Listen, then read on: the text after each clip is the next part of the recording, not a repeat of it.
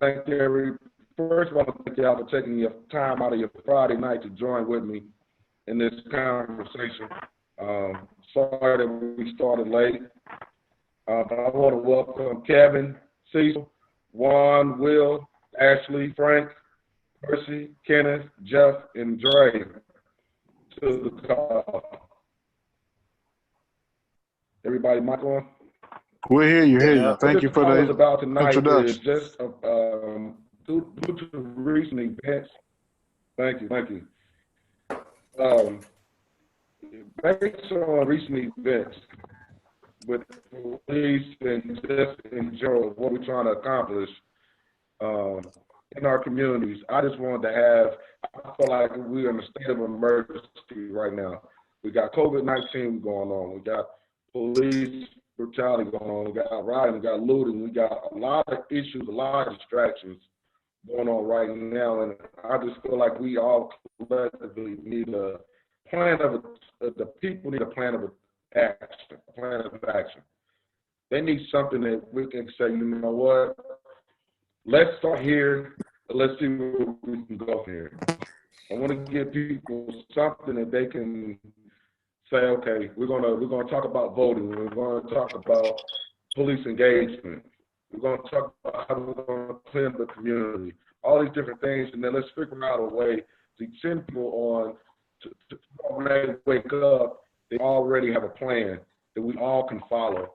Not saying may not work, but we have something to go on. You know what I mean? And that way, we can start taking steps in the right direction moving forward. Can everybody hear me? We hear you. Can everybody hear me? Yes, sir.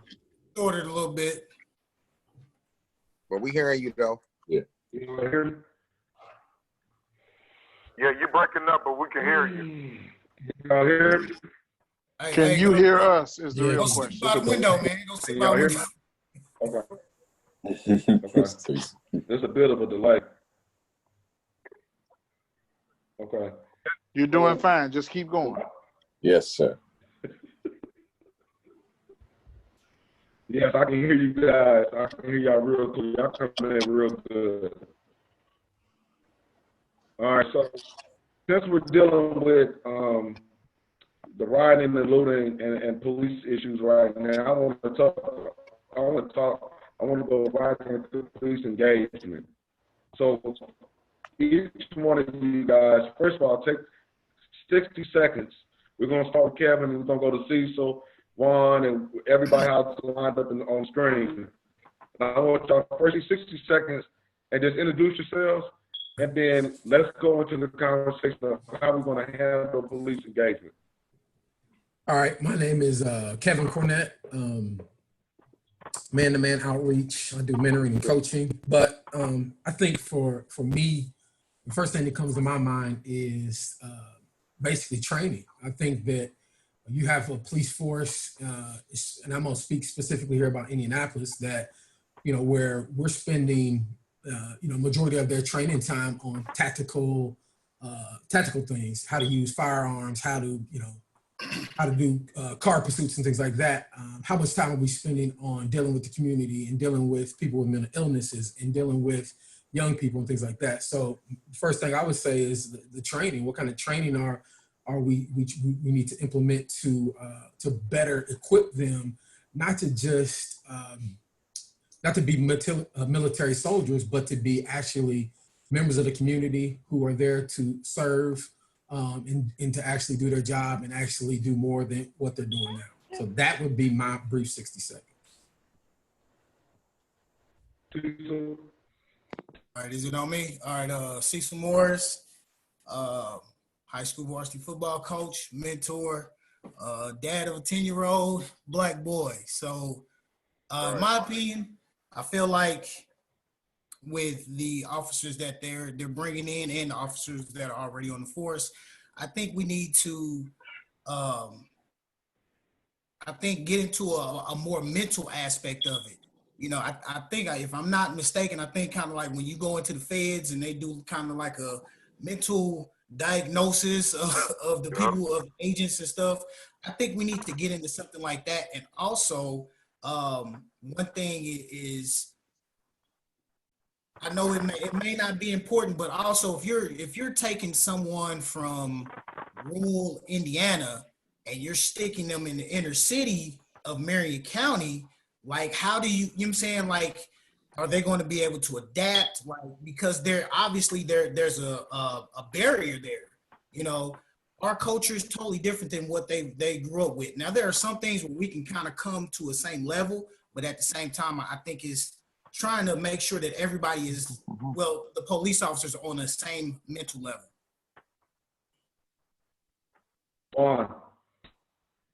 My name is Juan Harris, aka King Wee. I'm the chairman of the Takeover, father of 6, 4 girls, 2 black boys, soon to be black men.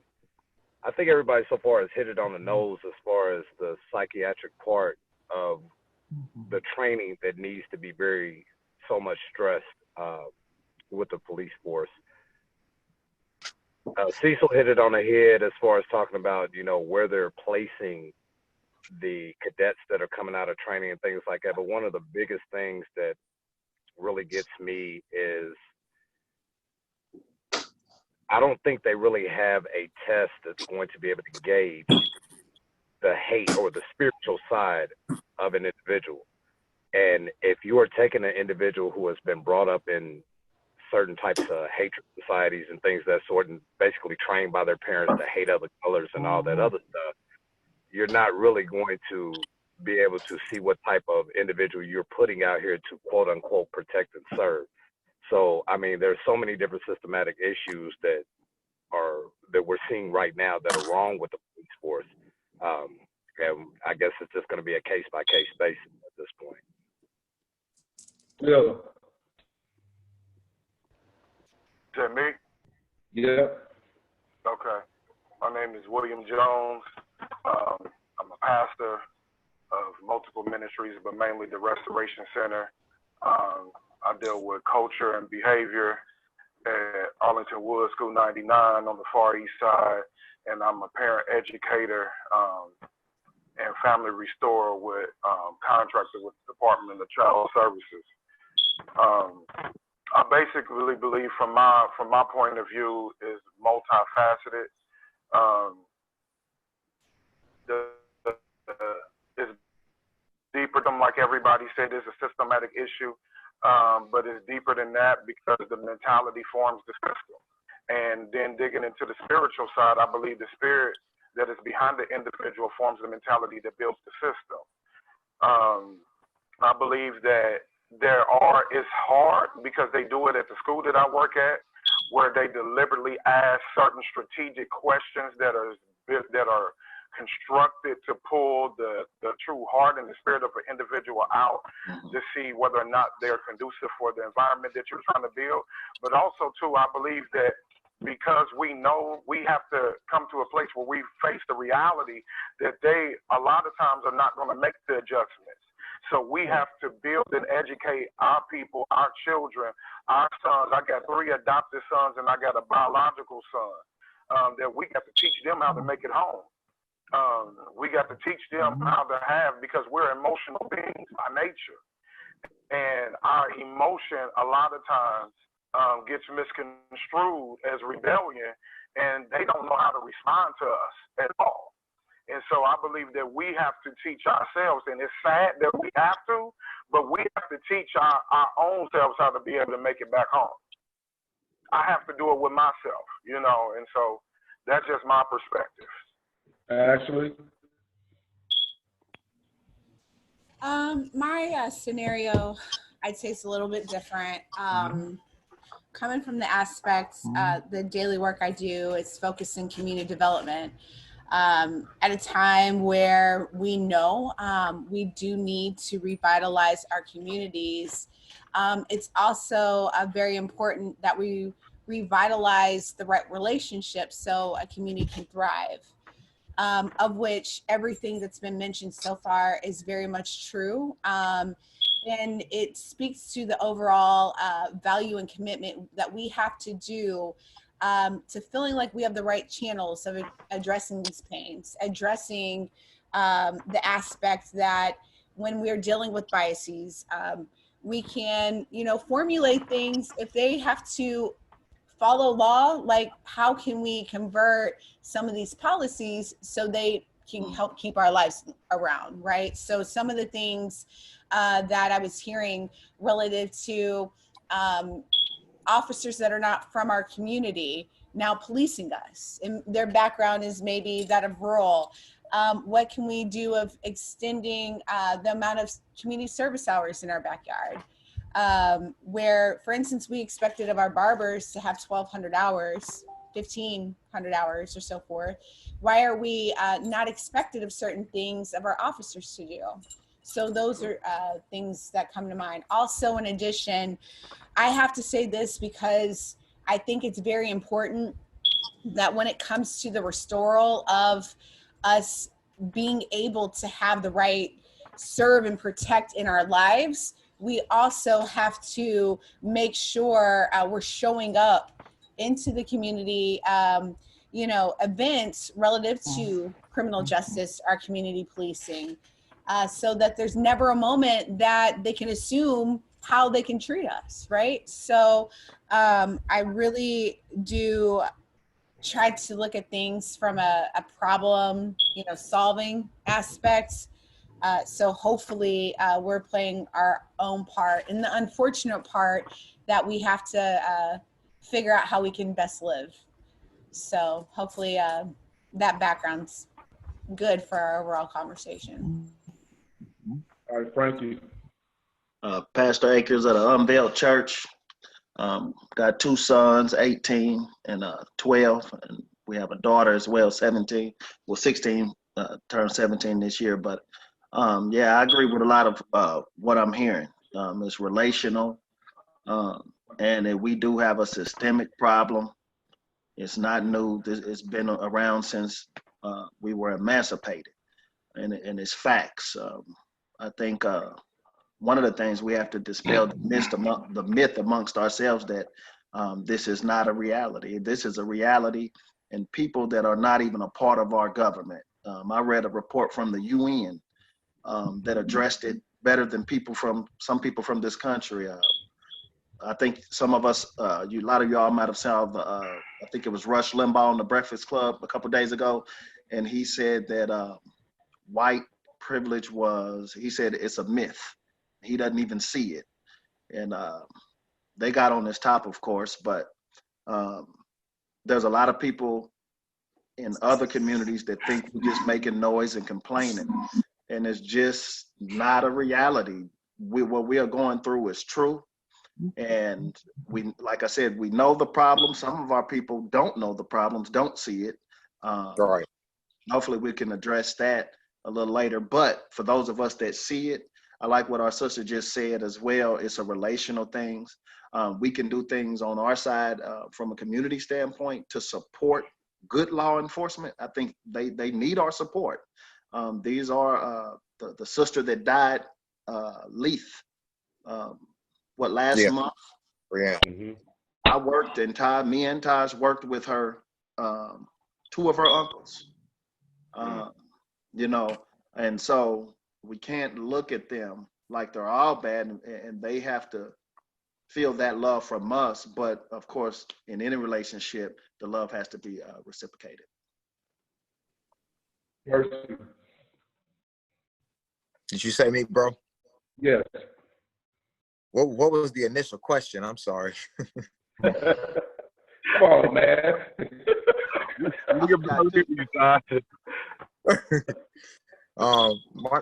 My name is Percy Bland Jr.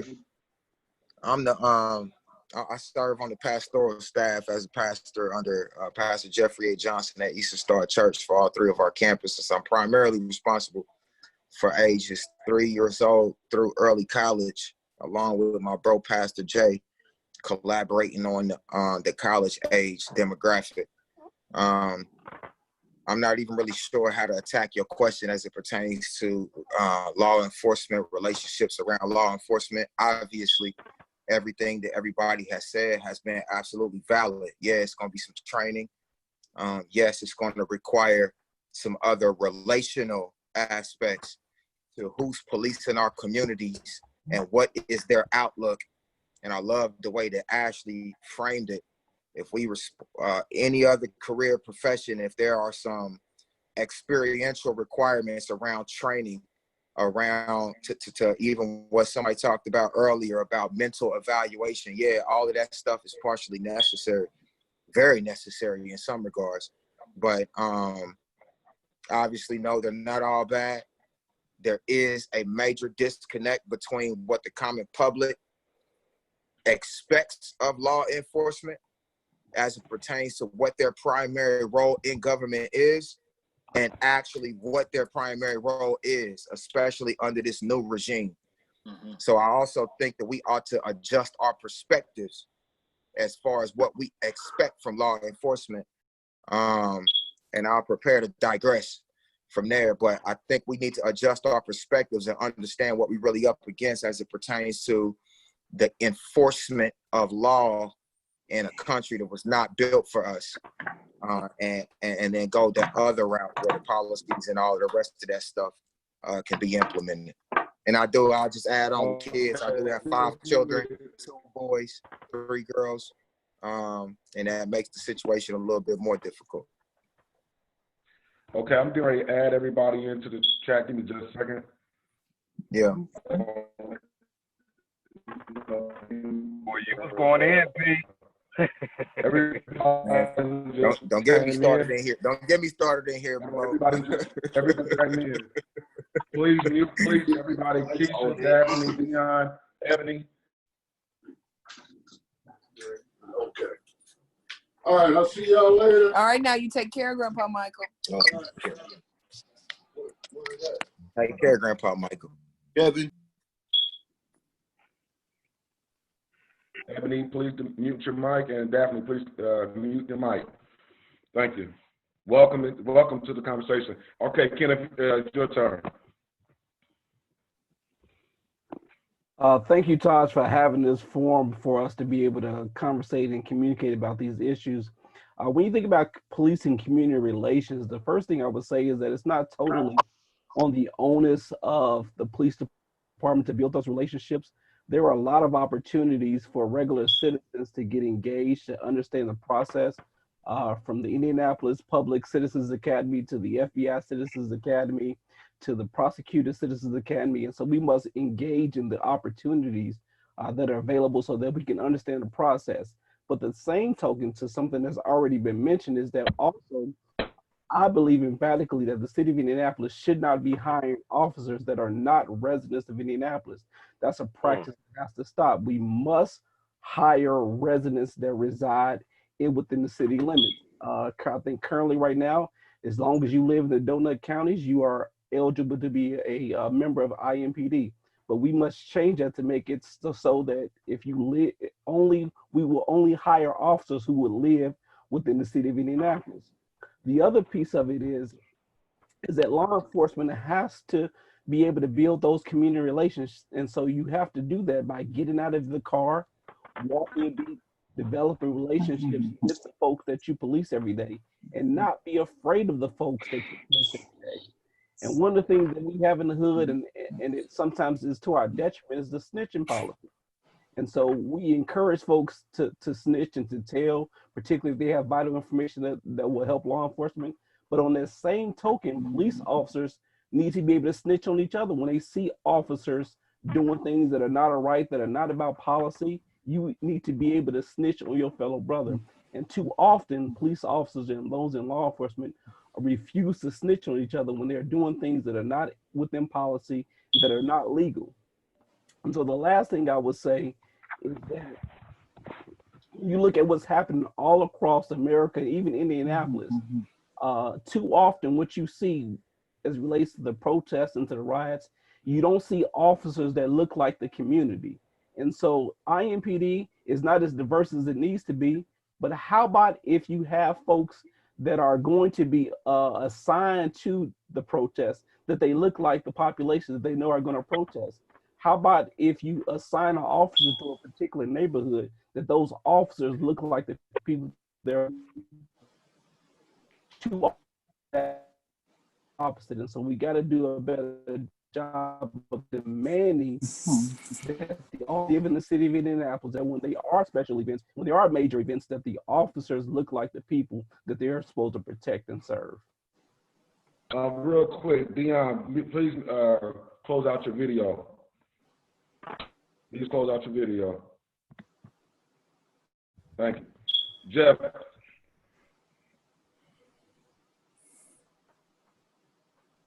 All right, Jeff Allen, Indianapolis Urban League, mentor, minister of music, father of a 10-year-old son and a 16-year-old daughter.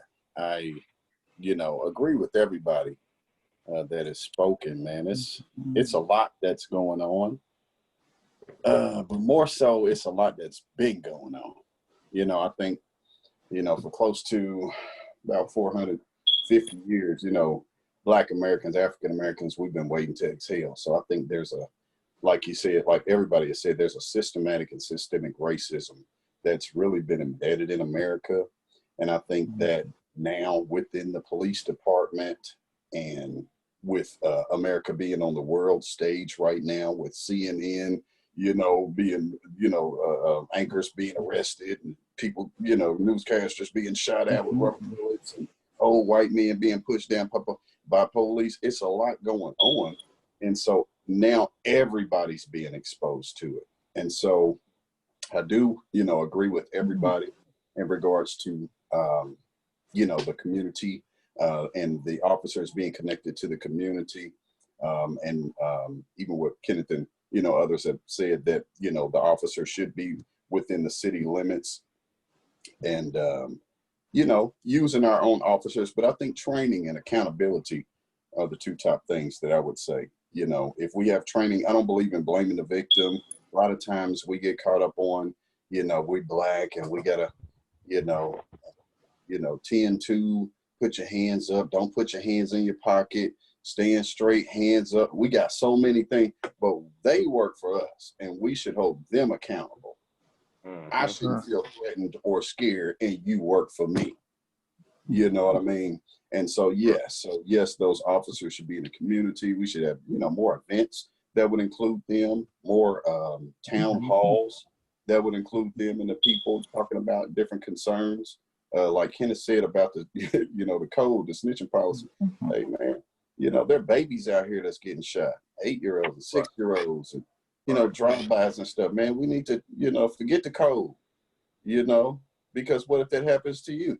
And so, or your family or your friends. So that, we need to scratch a lot of stuff that we do within our own community, come together, and do more community policing, scratch that code, man, and just look out for each other. And more so in regards to policing, that needs to change. We have, a lot of police brutality that has been going on. And, unfortunately, the situation with George Floyd unfolded everything that has been going on. And I think it's time for, us, and that's what we're doing, but everybody just needs to do it on a larger scale to have those conversations, and just may be uncomfortable, even with our selves and our white counterparts as well. But, that systematic and systemic racism is definitely embedded in the police departments across America, and some across the world too. I've seen Paris and London, some things are going on over there, so, but I think training and accountability, and if the people, are not going to be controlled and the people are not going for it, it's more us than them, and strength in numbers. And so we need to hold them accountable and move forward that way.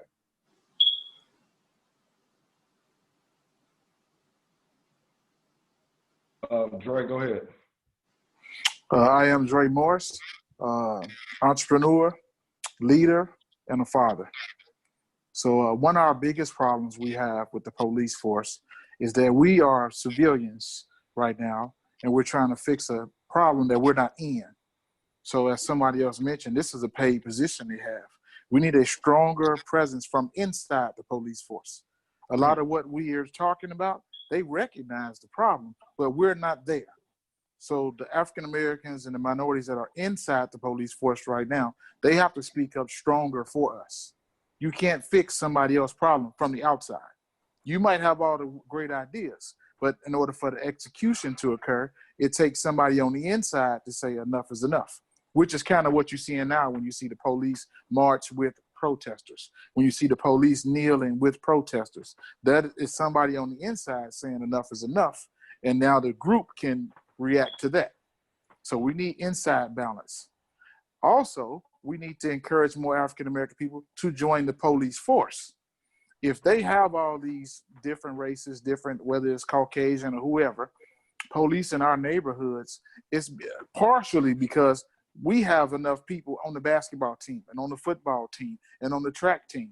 But we need that same energy about encouraging our youth to join the police department. Somebody has to do that. The reason why they are policing us, because that position is available when it never should have been. There's enough people that don't even have a job right now. If you don't have a job right now, you can't be above being a police officer. It's almost something you should just go down there and join the academy right there. That would balance out the numbers.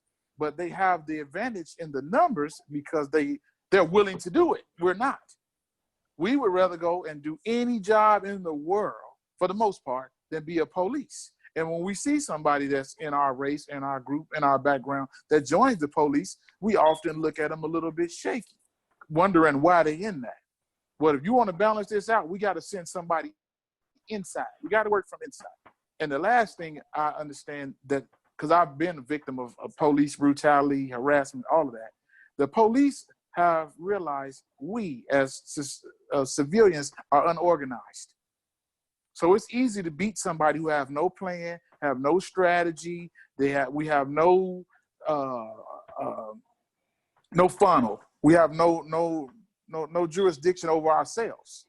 So once they see us killing ourselves and shooting each other, black man to black man, minority to minority, they know they can go and do the same thing to us because we are already acceptable to it. So we have to show them that we are unified. If we don't have any strategy, a march from the 1960s and a march today, not granted, we're getting things right to current day, but we're not doing things and executing things in a unified voice. The quicker we can get unified, whether it's the church or the political leaders, we can't count on T.I. and Killer Mike to carry the whole weight of the world. It's going to take guys and women like us on this call right now to kind of push the agenda forward, because the police already realize we don't have any spokesman. So without a spokesman, I can do what I want to do to you. And without any representation from the inside, who gonna stop me? And waiting on them to kind of police themselves is what we've been doing wrong for so long, because we pushing the basketball on everybody, and the football, we got enough rappers. We covered on all that kind of stuff. We got to push through the inside, whether it's a judge, whether it's a lawyer. You don't have to go stand on the corner in police work, but we have to push somebody inside of the process so our voice can be heard from that side.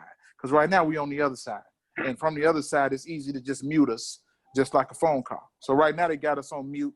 We started walking and protesting and rioting. They took the mute off, but they will mute us again in 2 weeks if we don't go inside. Can I do a quick follow-up to that? Go ahead, Ashley. So what you said, I really appreciate, but I want to also make sure it's known that there has been activities to try to make, one, reconciliation, but two, restoral of that representation, right? There are things such as community district resource councils. So right in your backyard, there is a district of people of the community that are already trying to convene around the aspect of how do we improve our public safety, and especially with our law enforcement partners. There are different things as well, despite the timing where it's just like, I don't know about that actually are in place to see greater initiatives of our, one, diversity. So we got to make sure the people that are interested can also pass different things such as credit check, right? Like, those are the different things we're needing. It's not that our people aren't applying, but they have to make sure there's certain elements in place so they can be a part of the team. And lastly, I want to share this as well. I again know that there are not all bad officers, get that. But one thing for those that are not doing right, or they're not fair, or they're showing some level of partial decisions as far as how they treat citizens, there are things in place, and we're continuously revising to see that the officers are doing what they need to. So like Citizens Police Complaint Board, you can make sure there is an internal affairs investigation, which it sees that if, for instance, an officer is seen to have done something, that it is also being accounted for, and that it can be, improved as well. So I just wanted to make sure that was shared, because I don't want there to ever be any idea that efforts have not been, put in place. We are doing stuff, but it's very important, especially now with the escalated voices that are really sharing a length of injustice that's just been untapped. We need to get that involvement in these spaces, so it's a continuum of just seeing our pledge list, our demands, but what happens afterwards? We got to have people that are making sure things are getting implemented and not being, delayed even further. Well, excuse me, I don't want to cut you off, but I want to acknowledge everything that you said, right? We do have a lot of initiatives, and that is great, but who is the authority? A lot of what we have, right, it's like I said, it's a civilian base. So we don't have any authority to correct things, just like this Dejan Reed situation. They haven't even really spoke to the family because they don't have to. They'll get to us when they get to us. This is why a lot of our outside efforts don't go as strong as they could, because there's no inside force. Everything that we're trying to do, we need some kind of respect brought to it. And in order to do that, we have to do that through the oppressor, the person that's against us, our issue. It has to be targeted, and we can't achieve that because we don't have any power. They'll let us set up all the groups we want and talk forever, but until they respect us, then nothing will change. Let me hold on real quick, Ashley, give me just a second. Because I got an answer to both of that, so I can't let it be left unanswered. So, but I got it. I'll respect it. Real quick, take a minute or two to just reply to that. Then I'm going to move on with the next part of this conversation about police engagement. Awesome. So real quick, there is a civilian-based thing. It's what's called CRT, Critical Response Team. It is a collective of different stakeholders, all based off of those community district resource councils. So again, it's all about, I work within a specific district. These are my conveners as far as community members, residents, and there is also a listening ear of IMPD in those spaces to get them corrected. Now, you are right. There are different things we need to get our teeth further in. And there are, for instance, have been in these spaces, different policy formulations. It may not be directly within IMPD it's done, but we are also having moves that are being worked through with our council, for instance, that are expediting different things. So there are works that are being done. Granted, we live in this instantaneous world. It may not happen right away, but again, if we are continuously being a part of these spaces, it helps enhance those internal individuals, right? And seeing that of our collective ask. And again, I didn't mean to take too much time with that, but there are other things. This is a pivotal time to see that of, I think, more transparency, more just and fairness as to how that's delivered back to us. And if we don't like how it's not being, delivered, I can help assure we have that ability to really, again, restore our connections and build off of the connections that are made, so we are being heard. Lastly, with the whole aspect with communications, I wholeheartedly believe that there is, again, the transparency, knowing the processes and stuff in place. One thing specifically, and I won't get into too much details, but look at the bigger picture of some of our cases. I won't go and tie it specifically to any active cases in our city, but if a special prosecutor is assigned, the one thing to help ensure the integrity of any piece of evidence that's given, they may completely close. So it's giving the lead for the independent investigator to help do the convening exactly for what you're looking for, right? I believe things should be naturally given right away, but in preservation of any bit of information they had, we had to wait for that special prosecutor to be appointed. So hopefully now that transparency factor, the words communication, hopefully, that's my prayer, can be further, renewed, and there's more seamless communication that way. Okay, let me take a break real quick. Anybody else got any comments on the conversation right here before we move on? Yeah, I definitely do. Okay, go ahead.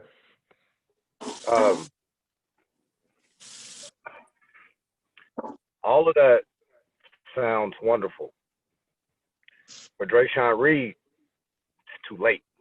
Absolutely. So whatever is in the works and whatever possibilities can occur from this point, Drayshawn, he's dead. And everybody that faced the same executions as him by the police force, they're gone. And unfortunately, we're at a time frame to where it's time to turn up. And I'm not necessarily saying wreck stuff. I'm not necessarily saying riot. I'm not saying any of that stuff. But whatever pressures need to be applied, in this instance, there needs to be more of an instantaneous move on things. In other words, we need to see results instantly. We can't necessarily sit around and wait for people to vote and wait for people to line up and do this and do that. And I know there's a lot of good programs out there and people that are actually trying to help and assist with this issue. I've been on both sides of the law. Let's just get real quick. Police brutality and the things that happen on the streets is something that I've dealt with day in and day out. But like I said, our brothers like Drayshawn Reed, they don't have the opportunity to experience whatever is in the works. So I think at this point in time, if those systems were working, then they would have worked for him. They would have worked for the people that are dead. And since these systems have been around, then I think it's proof and evidence that these systems have failed us. And they have failed us majorly, because right now the city is in chaos. A whole lot of innocent people are basically sitting on punishment because you have someone over here that's starting things. You have media over here that's pushing things. And just like Brother Dre said, we don't have enough in the inside with the right motive and the right reason to turn stuff around in that instantaneous moment like we need it right now. So I'm not going to, take all the time up with that, but I just really want to impart on, if these systems were so worthy of their salt, then they would have worked by now. Okay, let's hold on real quick, everybody. Frank, is there something you want to add? Yeah. And so we're dealing with, in agreement with King we're dealing with a broken system, and I don't think that any of us disagree with that. But justice reform does take time, and that's what we need. We need criminal justice reform. Just for instance, our prosecutors, people that, even the ones that they call in, let's say when you have a police shooting, and you know how, like the brother said, they don't have to tell us nothing right now, right? Well, that's policy. This is legislation. If I become a cop tomorrow, I can only operate within the law and the system. I'm inheriting a system. And so every 4 years, we can vote in prosecutors who run on a criminal justice reform platform. We have to place our insiders in there. That's where voting comes in. And this is something that we have to do. To me, that's more important. Well, y'all might not agree, than me voting for this president, because I'm concerned with what happens in Indiana right now.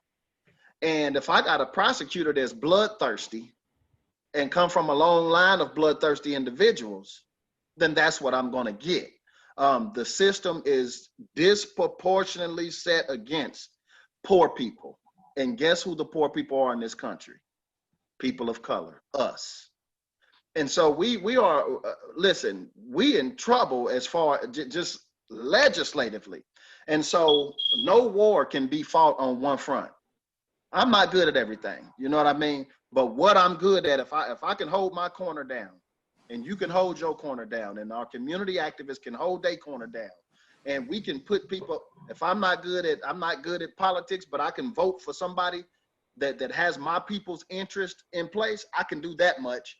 And then I can follow them for the 4 years that they're in office. And if they don't do what they're supposed to do, then I holler at my community activists that know how to reach more people than me to blow the whistle on them. And then I know, okay, I'm voting them out next time.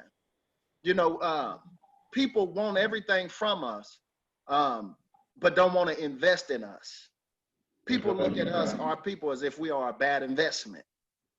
And until we unite and use the system, somebody said it earlier, you have to use that system that's in place. Amen. For what's right. I'm sorry, I didn't mean, for what's right and for what we need. And while the voices are amplified, this is a time for education. You know, tell me who to vote. I mean, tell me who's representing me. Point me where I can do my research on these prosecutors. You know, this is an election year. Are they up? Because I think we got Ryan Mears, if that's his name. He was appointed. So I don't know if this year they're up. Maybe somebody, they're not. If somebody let us know, okay, so that we can do our homework and watch who's in office and what they're doing, how they're handling this Reed case and other cases that are dear to our hearts locally. And if we're not satisfied, we mobilize, we educate our people, and we get them up out of there. Okay, now I want to thank everybody for the comments and conversation, but we do got a lot of people on here, so kind of keep it, if you can, shorten it a little bit, so that way if somebody else needs to jump in, you know what I mean, we can just keep the conversation flowing and moving. But I'm appreciating and loving the dialogue. My next question is this. A lot of us struggle with police engagement when it comes to a traffic stop, when it comes to a civil matter at a restaurant or a mall or something like that, or when the police comes to your home. What are the steps that we need to take when we come in contact with an officer, whether it be, let's start with the traffic stop first. I'm going to say, first off, when the police pulls you over, in my opinion, I think you already need to wait. First of all, wait to see what he says, because if he sees you reaching, in my opinion, you might be in trouble. Let him come to the window. Let him follow every single instruction. Be polite and nice. You don't got to be rude and disrespectful, because this cop already got in his mind this black dude could do something to them. They're already in fear of us. So we don't need to do anything or say anything to trigger them. Okay, so even if he's rude, let him have his little moment. Your job is to make it back home and live to fight another day. So please, each one of you take at least 60 seconds, minute and a half at the most, and give your opinion on what people can do, what young black men can do when they're involved in a traffic stop with a police officer. Kevin, start with you. Actually, hold on, Kevin. Will and Kenneth, y'all go ahead and start, and then I'm gonna go around. Unmute your mic, Will. Hold on, Mike. I didn't even know I was muted. My bad. That's kind of a hard one to answer. I try to strategically place myself to respond the right way, and I think it all boils down to who you dealing with. Sometimes we have people historically that have done everything right and still ended up on the other side of that. And so the only thing that we can do is I agree with you and be in agreement with you is to try to wait until we're asked to do something before we do it. And still we got to, I've done that. And still, well, you acting nervous. Why you acting nervous? And my thing is, why do you think I'm acting nervous? You know what I'm saying? And so the only thing that we can do is try to take all the proper steps and pray for the best, still even with that. You know what I'm saying? The only thing we can do is just comply. We can't already, well, I know they want my title and registration, so let me go in my glove box. Nah, that ain't happening. I'm not reaching for nothing. Matter of fact, my cell phone is all black in the black case. I take it completely off my lap and put it out of view because I don't want them looking at anything and assuming that I got a weapon when they first come up on me. You know, because most of the time I've been just told I get pulled over anyway because I fit the description. So I'm trying to just make moves to comply with everything that I'm asked when I'm asked to do it. Kenneth. Yeah, we absolutely have to teach our young boys to say yes, sir, no, sir, and be respectful. Yes. But the reality of the situation is it doesn't matter if you do all those things. As Black men in America, we're constantly seen as a threat. I can remember very specifically seeing my sister Ashley have an altercation with IMPD. No threats, suited and booted, walk up to try to help my sister get out of the situation. I end up in handcuffs in a suit and tie. So it doesn't matter. To be Black in America is always seen as a threat. And so we can do everything right. But the reality is we can't walk, we can't jog, we can't sleep, we can't run, we can't have a business. To be Black in America are automatically seen as a threat, not just by white officers, even by our Black counterparts in America. So, but I would definitely encourage our young people and those that have young people that are listening or may listen to this after, yes, sir, no, sir. Make sure your head's 10 to 12. Don't do anything unless the officer asks you to do something. But at the end of the day, we can do everything right, but we still got to pray because we don't know how it's going to end, because to be Black in America is to automatically be seen as a threat. Hey, Cecil, about a minute and a half, Cecil. I think in a situation like this, and I'm pretty sure I could probably speak for everybody in the group, we have all experienced that. You get pulled over, your heart is beating fast, and you haven't done anything. You trying to think back 2 right turns ago. Did I signal? Did I roll through the stop sign? You know, whatever you did. My only suggestion to anybody, and I'm not just going to say to youth, my only suggestion to anybody is try to, as best you can, remain calm, answer the questions as clear as possible. I think the worst question that you can ask, I don't even want to use that word, possibly an inexperienced officer that may have pulled you over in your neighborhood, you know, don't ask them, well, what did I do? You know, because it's already, I think that gives a presentation of like, you're already on edge, you know. And I mean, it's kind of like, I know you want to defend yourself and you want to stand your ground, but it's kind of like it's kind of like in the morning when you say good morning to somebody, they're like, hey, it ain't over, you know what I'm saying? What's up? You know, like they give you that attitude at first. It's kind of like, oh, like, okay, I see what kind of person I'm dealing with right here. And actually that's not you. You just kind of, you in a bad mood. So the thing is, only thing that I can suggest is when you're dealing with traffic stops, try to keep both hands in plain view and remain as calm as possible. You know, like you said, there are going to be officers that they're on one, you know, they're out to get somebody, they're out to pull somebody over. But I would just suggest that everybody, you know, remain as calm as possible, speak clearly, and provide them with whatever information they ask for. Real quick, Steve Jefferson just joined us. Can somebody let me know how I can move the most to this front screen so you can be a part of this conversation? Yes, you breaking up. I didn't hear nothing you said. Steve Jefferson just joined us. I want to bring him over to this main screen. How do I do that? If he starts talking, Taj, he'll be on the main screen. Good evening, everybody. Good evening. Thanks for joining us, Steve. We're just speaking right now. We're just speaking on police engagement.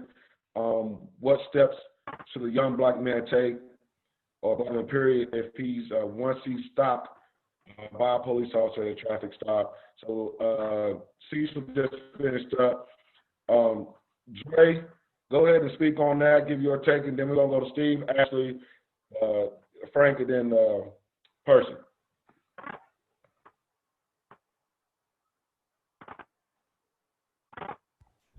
Take your mic off, Dre.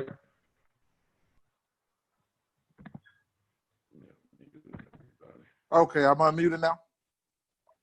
Okay. Well, I think my opinion is a little bit different than most people in this situation. We all agree that we can do pretty much everything correctly, and the police will still shoot us in a traffic stop. So we understand that.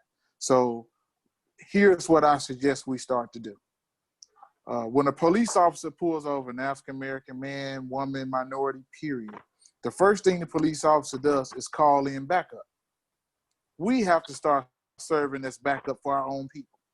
The next time you see a car pulled over, whether you know the person or not, pull over with that person and get out and let the police see that we're watching them too. Because they understand we're not unified, and they understand in that moment they have all the authority. But they are less likely to shoot you if they look up and there's 6 cars behind you, all pulled over to making sure you're safe. There's nothing against the law that's saying you cannot watch police activity. So if they notice us actually watching, if I see them pull over Kevin or anybody else on this call, and I pull over with them, now the police are aware there are 2 of us at the same time. They understand at that point, I better keep my gun down. I better follow the process. And that's one of the biggest things they have the advantage of. They move unified. We care about ourselves. We see people pulled over all the time. We keep driving. We should stop. And if we stop with that person, 5 minutes of your life, you can save somebody else's life just by doing that one action. And because it's a different action, it's something we can implement during this current time frame, and we can just push it going forward. But that's the biggest thing we can do, because everything else, they can still shoot you. You can put your hands in the right spot. You can have your ID out. You can be not drunk. I weigh 270 pounds. I'm a threat to any police officer, according to him. But in my world, I'm trying to make it home to my kid. I'm not worried about him. But in his eyes, I'm worth shooting all day. But if they pull me over, and you pull over, Taj, and Kevin pull over, and the other pastors pull over, now they don't have the advantage over Dre no more. It's even. They call their backup. I got my backup. You guys overseeing the situation. It's less like, because they would have to shoot us all at that point. They can't just shoot me. So either he gonna shoot 10 of us, or he shoots nobody. All right. That's just actually, Steve. I know Steve, you just getting in. He hasn't had a chance to speak, so go ahead and Steve, please give us your tips on what black men can do when they're pulled over by the police. Well, I do a lot of mentoring, and for example, for CLD, I mentor 7th through 10th graders, and for the 100, 11th and 12th graders, and this is a huge part of our curriculum, teaching young black men how to get through a police stop safely. First of all, we teach them to 100% cooperate with the officer, and we teach them their goal is to get back home. Not every police officer that pulls you over is going to try to shoot you or going to try to kill you. Believe it or not, statistically, most of the police officers are good police officers. Because I've been covering the police in Indianapolis for 18 years, now some of my best friends are police officers. We go to each other's homes, we ride motorcycles together, and the ones that I know personally are actually good police officers. Unfortunately, you know, we have some Derek Chauvins on every police department. I'm in Minneapolis right now, by the way. I've been down here covering the George Floyd situation. So what I teach the boys to do, and we actually do mock traffic stops. I put a toy gun in the car. I put fake drugs in the car. We tell the boys that are in the car, we fill it up with, 4 or 5 young boys, and we tell them that their windows are 100% tinted, illegal, and we put on music to where they can't even hear each other. So we put them in the worst case scenario. The academy, the police academy, they're turning out new officers every year. A lot of those officers come from the surrounding area of Indianapolis, and they have never engaged with Black people. They come from Martinsville and Mooresville, Greenfield. So we teach them to cooperate with the officer to try to get home. If you're being mistreated, if you're being mishandled, if if you're being accused of doing something, deal with that with your parents. But your goal is to get home. Don't argue with the officer.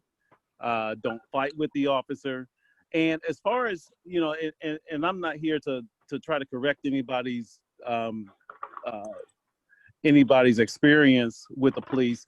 I've been pulled over in Carmel twice. And the first time I really thought the officer was going to shoot me. And he pulled me over because of an expired license plate. I thought my wife renewed our license plates, but she thought I did. And I was driving around on an expired license plate.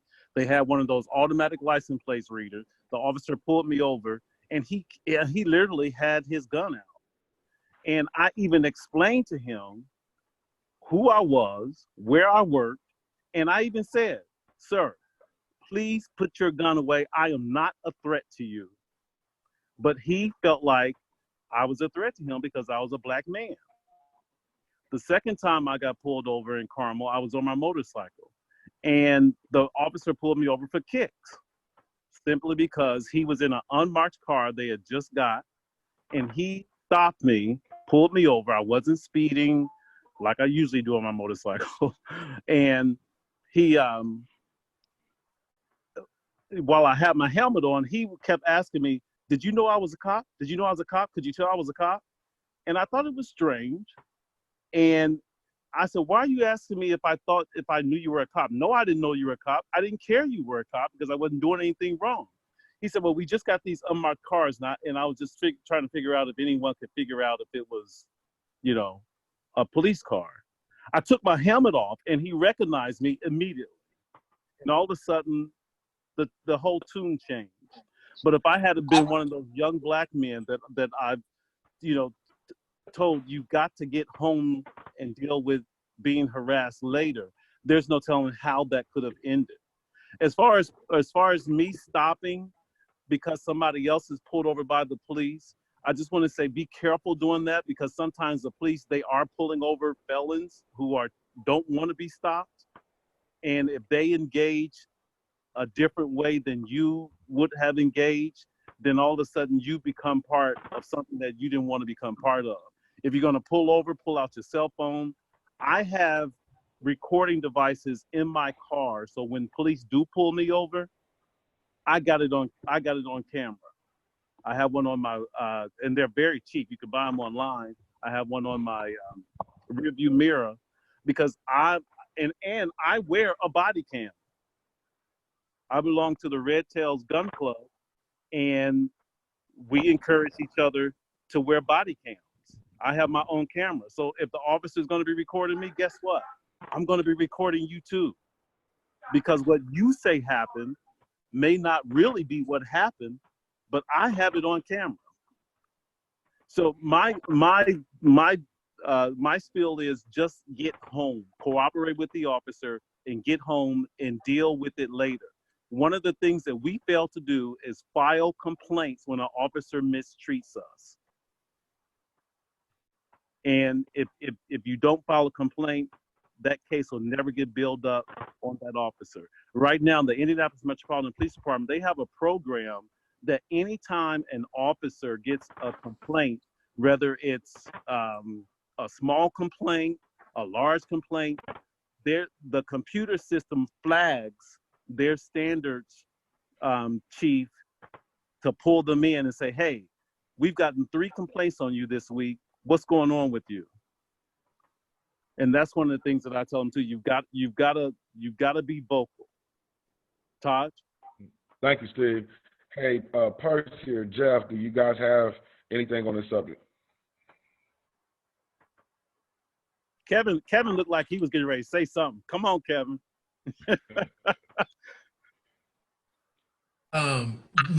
Just real quick. I everything everybody said is absolutely true. I just want to say something real quick, and I'm not going to be long. That's why I want to jump in. Honestly, I think that some of the issues with people of color is that we are stopped at an alarming higher rate for very small, minute infractions. I think that's some of the issues too, is that you can see that, for instance, Drayshawn, why were they, it was reckless driving, right? George Floyd, it was forgery or something like that, bad checks or something like that. Those are all very minute crimes, and they resulted in someone's death. And so I think there needs to be some looking at some of these laws that are on the books, and why are police, showing up in force for some of these minute infractions? Why are they being so, why does it take 6 police officers to pull me out of a car in Carmel when you stop me for my license plate light being out? That's something to me is just overkill. You shouldn't have 6 police roll up on one person when my license plate light is out. You running everything. I'm not a felon. I don't have anything in the car. But just like Steve was saying, in Carmel, it's a whole different thing. So I think our interaction with police is just at a greater level. And we just need to be careful. Everything everybody said is great. I deal with young men all the time. I tell them all the same things. But honestly, we just got to hope and pray that our young men come home, that we come home, and that no matter how perfect you are, you can do everything correctly and it still may not work. We just got to make sure that we somehow figure out how to convert these laws so that we're not interacting with the police so often on so many minute things. Also, the Fourth Amendment, illegal search and seizure, like a lot of that goes into play with all this stuff too. Why are police overly searching cars? Why are we not, why don't we are not aware of our rights? Why aren't they aware of our rights? Why are they searching us for no reason? That becomes something that goes into this too. So that's all I had to say just real quick. Real quick, I want to, hold on, Jeff. I know you're about to go. Hold on real quick. Let me tell this story. I was on Lafayette Road going south from 38th going south on Lafayette Road. And I was speeding. I was late to a meeting. I was flying down Lafayette Road and right over. Anybody know that bridge? You going over that, like right when you pass 34th and you go over that bridge right there? He was sitting right, I swear, as soon as I looked over to my right, he was sitting right there at that building over there, and he got me. So what I did was I pulled over into the parking lot. Can y'all hear me? Y'all can hear me?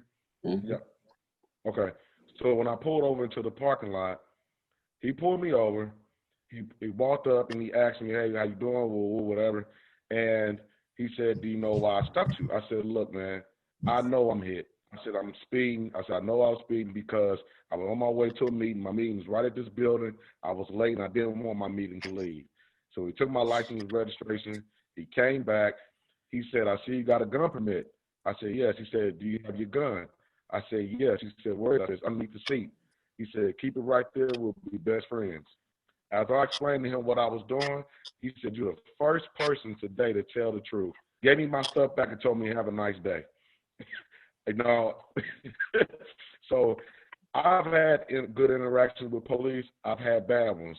But I do believe give yourself the best chance at survival. Give yourself the best chance to win and get home by following the instructions. Don't give them no mess. And if something still happens, then we got to deal with it. But give yourself the best chance at surviving the interaction. Jeff, you can go ahead.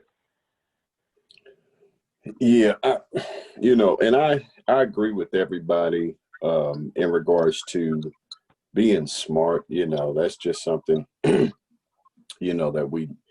we commonly do. We're just going to be smart in any interaction to try to stay alive and to get home safely, because we all have dreams, goals, aspirations, family, kids, friends, and everything else that we want to do. So yes, we want to stay alive. But again, I want to go back to the point where we should not be in fear of our lives. We shouldn't be scared and nervous when the police gets behind us. And that's, I believe, why we're here, trying to have the conversation in regards to police department reform, and, holding them accountable, the training, the body cams. I know at the Urban League, we got the police chief on the board. And so talking to him and making sure that, our concerns, our demands are heard.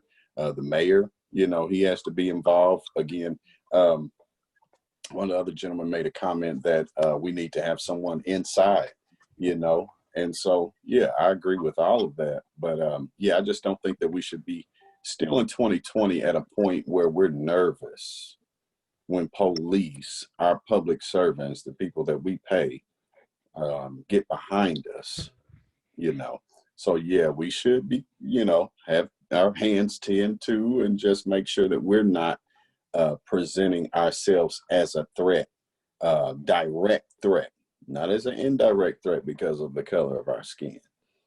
And so that's the systematic and systemic racism that I think, again, that's been embedded in America in every aspect, from policing to housing to education to everything, and criminal justice. So it goes back to that. It goes all the way back to, unfortunately, why we were brought here in the first place. And so with over 18,000 police departments across the nation, I mean, we still, there's an agenda, I believe, because Black men are still targets. It's programming that's involved. It's television, it's music that's involved. That's, programming, even in just regular television shows that it's been going on for years. It was just TV was created, we've been, profiled as a threat. So we need to get that mentality out of the police department first, because we're dealing with direct police brutality. But we just need to have that conversation. And because of social media, we are able to have those conversations. Also, like you were talking about, having those Black police officers joining the police department and stuff like that. I believe, if we see someone that looks like us, they're more apt, to treat us with respect. B Swift just joined in. B Swift was initially, I initially invited Swift to this call. I didn't know if he was going to make it or not, but Swift is on the call. So as soon as he jumped in, you might. What's up, brother? Got it. What's up, Swift? Chilling. There's a lot of people on the call, and I want to get to more topics because we got a lot more stuff to discuss. So please, when everybody's cross talking or you just explaining, please try to keep it minimum. Not saying rush it, but just mindful. We're just trying to get to this conversation because it's almost 9 o'clock. So I want to get to a lot more topics. Swift, the question is, and actually, hold on, Swift. Percy, did you have something that you wanted to add on that? Nah, bro. I ain't got nothing else to be said. They said everything, man. Everything Steve I'm talking about, from the training to the people inside, like, that's the bottom of it, man. Just, we know what we need to do at this point. It's bigger than what we need to do once we get stopped. So go ahead and drop your jewels, Swifty. Straight up. Hey, Swift, the question is, we were just talking about what should Black men do when coming in contact with a police officer at a traffic stop to get them the best chance of the survival of getting home? I wish I knew the answer, because I'm still scared every traffic stop I get pulled over, honestly. I stick my hands out the window as soon as the lights go off, bro. Like, talk to him, bro. I can say that because I'm a person that's been pulled out of cars, had my car searched, and all of that. So, like, I honestly don't know the answer, bro. Like, That's just being real. Like, I promise I'm out the window with my mama on speakerphone when I get pulled over. Before I even pull up the side of the road, my mama's on speakerphone and my hands out the car. I'm just as scared as anybody else because I fit the profile. Right. Right. Man. Anybody else have anything before we move on? I do want to say something about one thing, and I'll be real quick. When it comes to even having officers like us, I'm going to be real. Like you said, Taj, I've had them good and bad. You know what I'm saying? I've had the ones where I've just been honest with them and they let me go. They just wanted me to acknowledge I was driving too fast. But my worst experience with the law was from a black officer. You know, I was 15 years old living off 42nd and Post Road, and it was something petty that we was even, you know, we was in the apartments around the way. And dude told me he wanted me to run so he could shoot me in my back. And he'd be at home eating dinner before I made it to the morgue, and he wouldn't have thought nothing about me. And all we was doing was listening to music too loud. And he wanted to kill me. So my worst experience of law came by the hands of a black officer, you know. And to answer real quick another thing that was said, I've been told, and I put it in the chat, I was told by a former police officer that the reason why that they stop us the way that they do, because they said statistically at least 80% of us have something wrong with us when they pull us over. So they know that if they pull us over, 8 times out of 10, they're going to find something.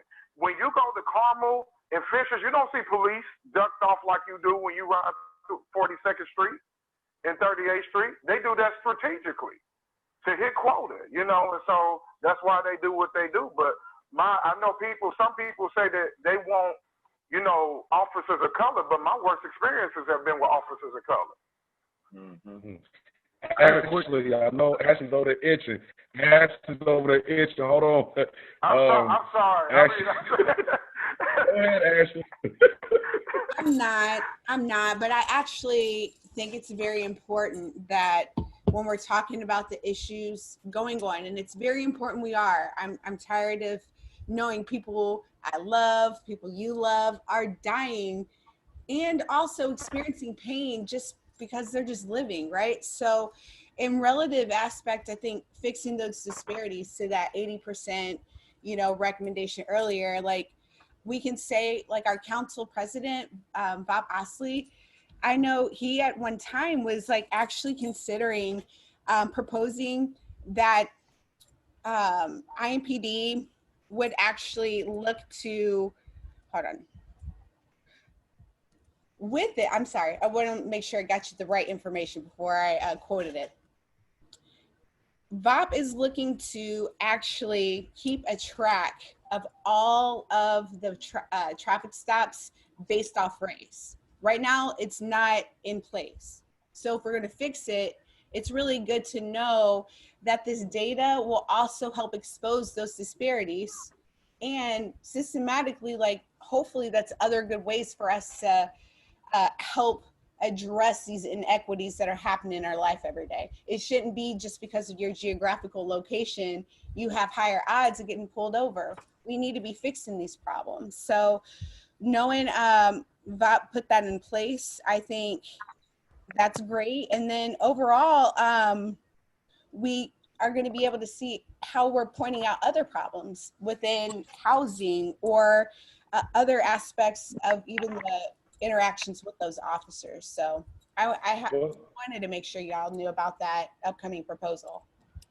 Hey, Taj, can I add something real quick? Okay. I know I have an advantage because of my job, but what I would like for everybody on this call to do, to try to introduce themselves to one of our 3 Black district commanders. You have Phil Burton that's over downtown. You have Michael Wally that's over North District. You have Lorenzo Lewis that's over Northwest District. Those are the type of men that when something happens to me, I can get them on my cell phone. I can call them. Anybody can. Simply knowing who's in the command seats in some of those districts can change the narrative. Our country right now is in a movement to where police accountability is going to elevate like we've never seen before because of the George Floyd homicide. If we don't get reform, if we don't get implicit bias training in police departments, even like in Carmel and Fishers and Lawrence and Whitestown and Speedway and Cumberland, if that doesn't happen now, it's never going to happen. But we have to be the ones who are pushing it, because our younger generation, although they are willing to march, although they are willing to demonstrate, they don't know how, like we know how, to get to them at the table, in writing, on the phone. We've got to make it happen for our future generation, or else we will continue to see Officer Derek Shavens in departments across this country. Every single police chief right now should be nervous because they may have a Derek Chauvin in their department. Because what's happening, officers are getting put back on the street with complaints, with lawsuits, and they're mad. And those are those bad apples that we have got to blow the whistle on, and we have got to insist on accountability. If we don't, you're still going to have the same old, same old, same old. So Yeah. I'm asking everybody on this call that between now and next week, go online, Google it. You can do it with your cell phone. Find out who the commander, one of those commanders, and just call them and introduce yourself. Leave them a message. Send them an email. I think what Steve is talking about too, if I could chime in right quick, because I think he's more on the wavelength what I'm talking about, because everybody has already stated that we can do everything right and it's still some stuff that can go wrong, right? And we're not even talking about that percentage of people that might be driving on a suspended license, or might be driving just having a little bit of, just might be a little bit buzzed or whatever, right? Or might have just smoked something or whatever else. So that's a whole nother category that we really haven't dealt with. Well, whereas 10 rules, I mean, there's a video on it. Steve talked about it. Steve has come to the programs. Like he said, he's been doing that for a long time. But we brought Steve and Brother Phil Burton out, and Demetric Smith and several other, from the police department to the fire department, but creating a sense of community among those who have these positions in the communities, and young brothers to understand that. Now, that can be weaponized. And what I mean by that is that inevitably, as we start to establish more of a sense of community between the citizens of the community, especially the young ones that are more vulnerable, that aren't as aware of their rights, educating them is a big part of it. But as we establish that sense of community, there still has to be an expectation for virtue, right? Because it would be easy to get pulled over driving while intoxicated, or having done some stuff, or have been speeding, whatever. And now we try to weaponize Captain Burton's name to be like, I know him, or whatever else. And that has happened in cases too. But I just want to really highlight that piece that Steve is talking about with some of the training where we bringing police cars out. And he's done it on the CLD parking lot and other places with the battalion and everything else.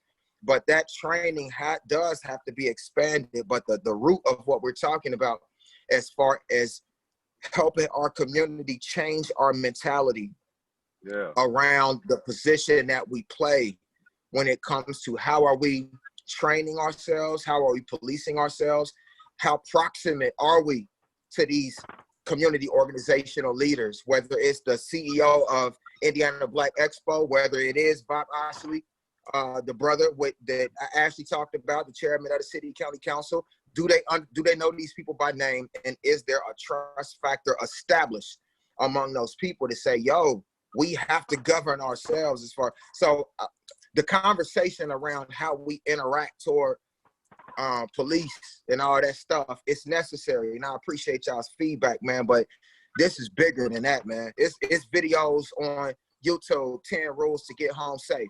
And when I was helping my big brother, Jonathan Jones, when we were coordinating that program, Project Mister, at the Center for Leadership Development for 4 years, with Brother Steve, as well as some other great community individuals who were part of that, it was a shame. And I had very mixed emotions about having to spend 4 hours on Saturday mornings with 150, 200 black boys and sit them in a chair and show them a video about how to get home safe without getting killed by the police. That's a problem. And I know somebody echoed that. So the training piece of it, and I hate to get long-winded, I've been trying to just be quiet, but the training of teaching our young men how to act, even if it's contradictory to their character, even if they are young, angry black boys that have done something wrong, to train them to act outside of their character, to be quiet and say, officer, I just want to let you know right off top that I want to cooperate.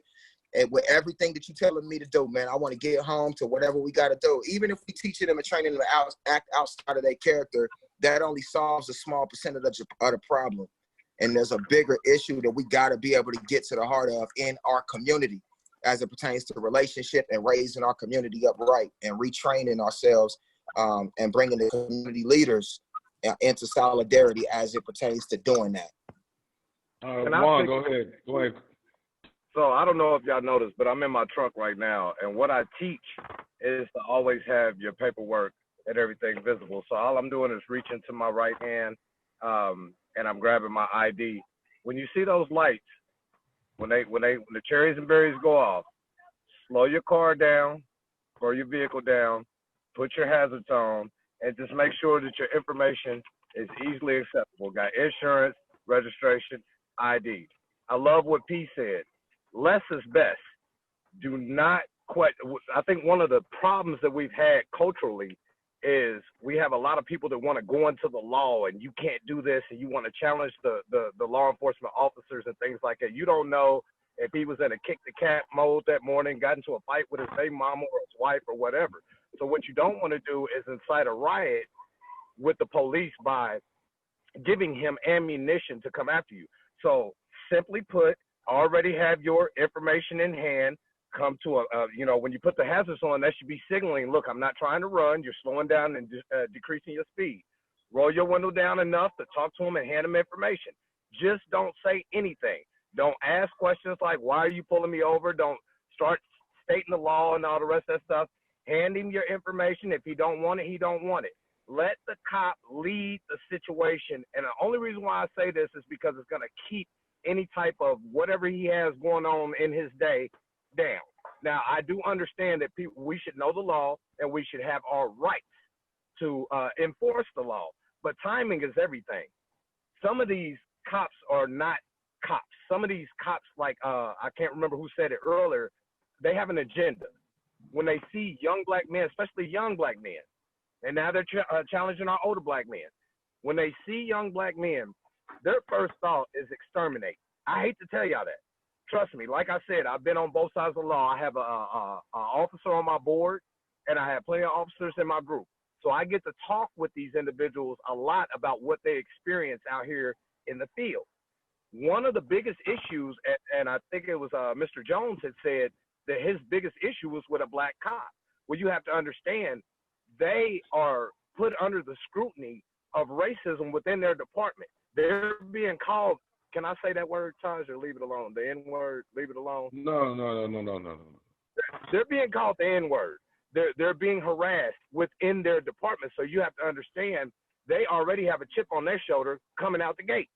So by the time they get to one of us, they have already been programmed by their white counterparts and pretty much teed off to a point to where, one, they're probably sick and tired of having to go through this over and over with our culture. You start saying 80% is the number. It sounds about right. So by the time they get to one of us, they are now acting like one of them. So less is best. That's all I want to say. Less is best. Let them kind of lead the show. And if anything happens that is against the law, pursue it after the fact.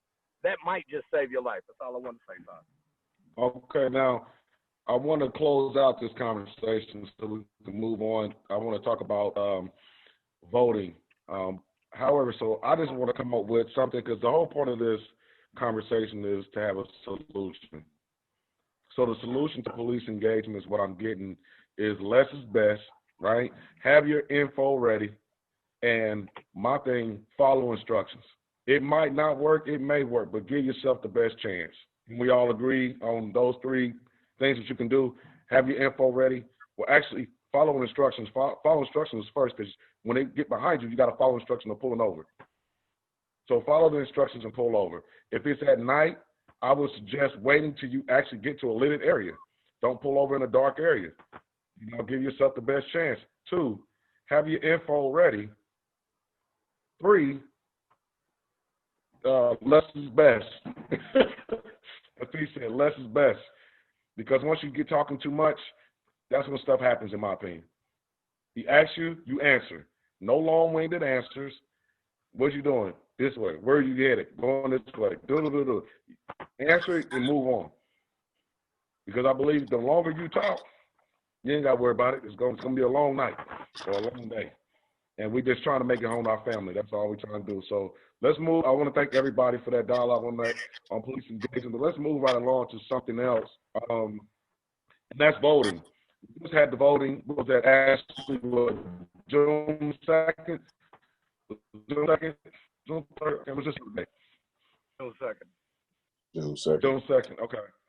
And I don't know how the voting, I don't know what the voting turnout was. I didn't check the numbers. But I just want people to understand, I want everybody to speak on your experience with voting, your thoughts on voting, and how that helps the community, because I think a lot of us still don't understand how that plays a part in the prosecutor that gets in office, the chief of police that's in there, the governor, the mayor, all these people who are angry with, well, they can be voted in and they can be voted out. So everybody just take a minute, please, a minute and a half at the most, to speak on voting, the importance of voting, why we need to vote, etc. Go ahead, Frank. All right. Once again, everything we've been talking about, I know a lot of times people hate to hear it, but it is going to be, a lot of it is going to be done, or one part of that, of this, one battlefront needs to be in that ballot box. Prosecutors are elected. Like I said, chief of police are usually appointed by a mayor or something like that. So we have to know who's doing what and who's in positions and how to get them out. 97% of criminal cases are being resolved by plea bargains. Why? Because systemically, there has been a war on the poor. The war on drugs was really a war on poor and black people, right? So they, through legislation, begin to amp up charges, and you have mandatory minimums. All this stuff affects black people and poor people disproportionately. These are facts. These are well-known facts. The only way that we can fix this is by changing legislation, and only voting for politicians, and that's a funny word, but politicians who are committed to changing these things. If you're not running on these platforms, I don't care if you're a Democrat, what you are, because we don't owe no party nothing. If you're not running on what's going to take care of my community, you can go. I don't care who you are, because that is the problem. People, you can be a good cop, you can be whatever, but do you know prosecutors have just as much power now, if not more, than judges do? There are people that are innocent for petty things. You know, it could be a drug charge, but a petty one, nothing violent. And I know you said not long, so nothing violent. But if the prosecutor is throwing a 20-year minimum at me, and watch this, and you're keeping, I'm already in jail without a bail, pre-trial. I done been in here laid up for a year, and I haven't even been proven guilty, but I just cannot afford the bail that they put on poor people. Come on here, I'm ready to go home. So if I'm 18 years old, I'm afraid. I've been laid up for a year over a dime bag, a 20 bag, a 20 rock. Right? I've been in jail for a year. I ain't even got to trial yet. And I'm facing a 20. You know, legally, they throwing this number at me. And then the prosecutor sends me a letter and says, hey, look, if you plead guilty, look, I'll give you time served in another 6 months, but you're going to have this felony on your record. Our young men are signing that paper to get out. And they're not realizing, okay, well, at least I ain't got to go do no more time. And this felony is following them their whole lives. You give it the whole system, and I'm not exaggerating. These are facts. Is rigged and lopsided. And then so we have to vote, but we have to educate one another on what's going on, how to do it, you know, and go from there. Okay, everybody. Ashley, a minute and a half, and we kind of stick to. We got a lot more stuff to cover. Sure. Just briefly with the elections, we can see it from a couple lanes. One in particular, with the climate of everything that's happening, there were more than probably expected just excited to get to the ballot box, to feel like we would represent them despite all the characters that are out there, but that they wanted to make sure they were heard.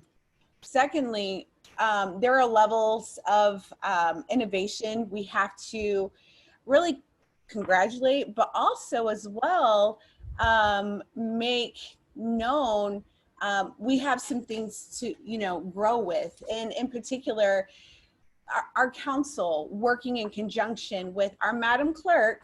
She is a great person that has done incredible things for our city, in particular with speeding up our voting process.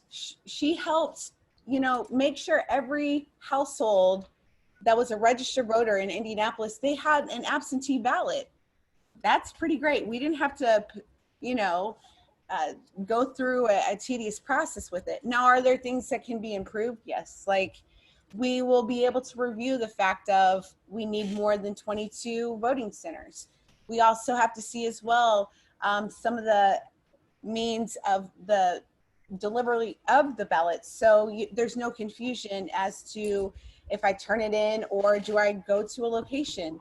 But overall, I have to appreciate the fact of who is representing us. And if they're not advancing our policy changes to and help our life, get them out. All right. So if anybody else, and two, you guys can jump in and conversate back and forth. You don't, I'm not, you know, you talk to her, talk, no, you can go ahead and turn your mic off and chime in at any time. If, you know, let somebody finish and you guys can go. So anybody else wants to speak on voting and the importance of voting? Because again, every topic that we're talking about, we got to come up with a solution for. That way we can have this together. Yeah, Taj, I think voter education is extremely important. A lot of folks don't even know who's on the ballot, when they're on the ballot. Yes, sir, Ken. And so we must educate the regular common day folks about voting. But the other piece of it is, you know, we got to encourage our folks to vote. So the last presidential primary in Marion County, we had 32% voter turnout. As of today, we have 20% voter turnout for the voting primary. So we have to make sure that those that are registered to vote actually go vote. The other piece of it is we too often in the Black community tell people we got to go to the ballot box. We got to go to the ballot box. Vote about if they're not doing the job. If they're not doing the job, we don't have to wait to the next election to vote them out. I have at least 5 or 6 Facebook friends that are former elected officials because the people in the party put pressure on that particular person because they were not doing the job or they did some things that were not becoming of a public servant. So if we have people that are in office that are not serving the people that they were elected to serve, we don't have to wait another 4 years, another 2 years, another election to get them out. Put pressure on that particular person and their particular party of affiliation and get them out of there and put somebody in that particular office who will represent the people. So I think that's one of the myths that we got to get rid of, because often when you hear about voting, it's always the only way we can change is we got to go to the voting box. We got to go to the election, the primary election to vote them out. And too many times we miss the opportunity because particularly when you talk about Black elected officials, if black elected officials mess up, they're very quick to get us out of office. And our white counterparts are very much so get to stay in office for whatever they do. And so we have to be able to change that mindset that if they are in office and they are elected to represent us and they are not representing us, we can't afford to wait to the next election. We put pressure on their party, Republican, Democrat, Independent, whatever the case may be, to get them out of office, have that party have a special caucus or special election and put somebody in that position that will represent our best interest. All right, Hey, Kevin. Kevin, I want to check. I got a question. Go ahead, Cecil. Oh, go ahead. I got a question. Who's No, I thought Percy was about to talk. oh, Nah, go ahead, Percy. Cecil. You've been quiet for a minute. Go ahead, Cecil. Okay, so my only solution to this is, man, is that we have to get the youth involved, man, period. Like soon as they turn 18, even for the kids that are in college, because honestly, I'm sitting here thinking, and I'm like, when I was down in Indiana State, did I even vote? You know, like I'm thinking like, I don't even think I voted, you know? And the thing is that, okay, we can always go back to 2008. When Obama was in office, every black person on the face of the earth made sure they filled their paper out. Now, the thing is that, okay, now we're in a situation where we don't have an Obama on the ballot, but we do have people that are willing to work for the benefit of our community. Now, the thing is like, yeah, we don't like politicians. They only about the taxes and stuff like that. But we have to, even if we start with just the local government, we have to start with the youth and get them to understanding that your vote matters. You know what I'm saying? Your vote matters no matter what it is, whether you're in college or whether you're fresh out of high school or whatever it is, your vote matters. So I feel like someone that works with the youth, I feel like that's a huge group that we have to kind of make sure we steer them in the right direction. I saw Joe about to ask a question. I think it's what he ended up putting in there. It's about do petitions work. It's King Wee. My bad. My fault. King Wee. Right on. Nah, correct me. I want to get your name right like some people didn't do with ours in the founding of this country. But King Wee. My man, was that your question or about petitions?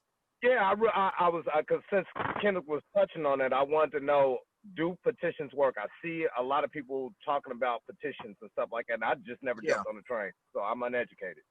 Help me out. Nah, so I think and I'm so glad that you said it just like that as a participant in this call.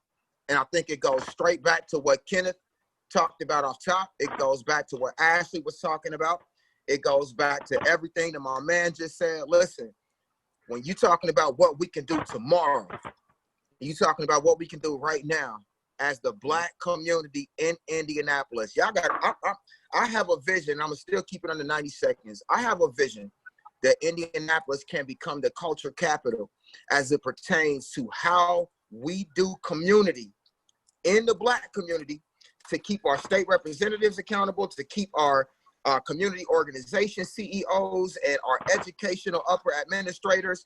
When we're talking about galvanizing in every sector of government and society in the black community and being intentional about investing funds to train our communities on the political process, and in doing so, incentivizing them coming to whatever. If we provide them weekly, we want to incentivize and get intentional dollars, because we could get into the contracts talking about siphoning and piping money into our communities and access to the contracts, all those policies and all of that stuff. But that starts with us even coming on board with some of our white brothers and sisters that are in politics and have political power, and say we need to get funds specifically allocated to target resources to our communities to provide ongoing political training, to make sure that we are familiar with every process that Kenneth talked about, every process that Ashley talked about. How do we get people out? Do petitions really work? How do we go about doing this? Who needs to show up? What's the purpose of primaries? All of that stuff has to be an ongoing conversation that starts with community organization leaders allocating funds and demanding resources to go down into the communities, provide food to, or whatever it is, to make sure that we are providing ongoing training almost weekly to make sure that our people in our communities that have a whole bunch of voting power in their house, but they don't know how to wield it. And my last comment would that be a household with a single mother that's 32 with 4 kids that's all elementary age up through high school. There's so much political power in that house to make sure that she knows what she's doing, that she's getting incentivized, and to make sure that her students and her kids are plugged into community programs and resources that are going to prepare them to go to college campuses, come back, qualify for internships while they're in college, and all of the rest of that stuff as they're being trained to get involved politically from students, know how to vote, when to vote, who to vote for, and how to train their peers. It's a whole big process, man, but it starts with us taking control in our communities and being intentional about investing dollars and training our communities daily and weekly. So we got, just to recap real quick, we already covered, police engagement, and we gave a solution for that. So what about the voting? When it comes to this, I want to make sure that people walk away with something on every single topic. I think it starts in the home. I mean, just like any other objective, back in the day, it really was a village raising the kids in the neighborhood. I remember getting whooped by Miss Parks down the street. Don't get it twisted for 1 second. I remember her coming out with that switch and tearing my butt up just because I ran through her roses. And it was okay with the community. You know what I'm saying? But nowadays, everybody want to push DCF and all the rest of the stuff. You can't whoop your kids. You know what the word says. Are you spared to ride, you spoil the child.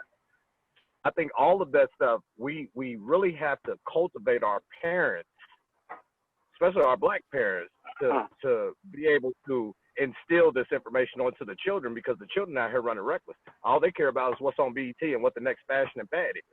So if we're not educating our children, the next generation of generals and presidents and judges and all the rest of that stuff, that's where we're going wrong. Man, some of this stuff is like us talking about going into the communities and threatening to take hot Cheetos, Takis, Faygo, and Kool-Aid out the hood for the betterment of the community. I'm telling y'all, right? Because my man, we made a point. We had such a desperate situation when it comes to just the foundation of the home and what it means to be a family. Y'all, look, and I hate to go on and on, man, but our communities and our families are so broken. The difference is, during the civil rights era, there was radios and there was TVs, and pretty much for the most part, the same messages was coming out of the radios and TVs. From Dr. King or Malcolm X or whoever it was one message, and we had to siphon that message to our household. Now, man, it's so much hot Cheeto and Taki juice coming out of every YouTube channel and everything else. And some of this stuff that we talking about, I mean, even as extreme my bro talking about, and not feeling, going into and teaching parents how to correct their kids again, man, that's so far-fetched. It's like taking hot Cheetos, going into the hood and say, yo, the Black community decided we about to make a policy against this poison, this red dye, and all the rest of this stupid stuff coming in y'all's households. Man, some of them will stand up and fight us for trying to take Takis and hot Cheetos and all this stuff that's killing our people out the hood. So it calls for a dramatic renaissance. And us standing up collectively, and it starts with our leaders, the pastors. I'm talking about Nation of Islam, the pastors, the city county council members, the Black police force, the chiefs that talked about, the people that's on TV, Andrea Moorhead, everybody standing in solidarity saying, yo, we are the faces of the Black community, and this is the creed. This is the marching orders. And we're going to show up in y'all's communities every day. We're going to feed y'all. We're going to talk about how we feel. We're going to talk about, but then we're going to define the marching orders. And we're going to teach y'all the creed in our native tongue. I know I'm talking extreme, but I'm talking about at least speaking the same language so that we can have a collective creed and learn how to come back to saying we are a people, not divided people with a whole bunch of thoughts, ideas that's coming out of every person on YouTube. It's about coming back to one solid, say this is the Black family, and we standing up to retrain Black communities in the name of cultural renaissance for Black people, period. Now, one of the things I'm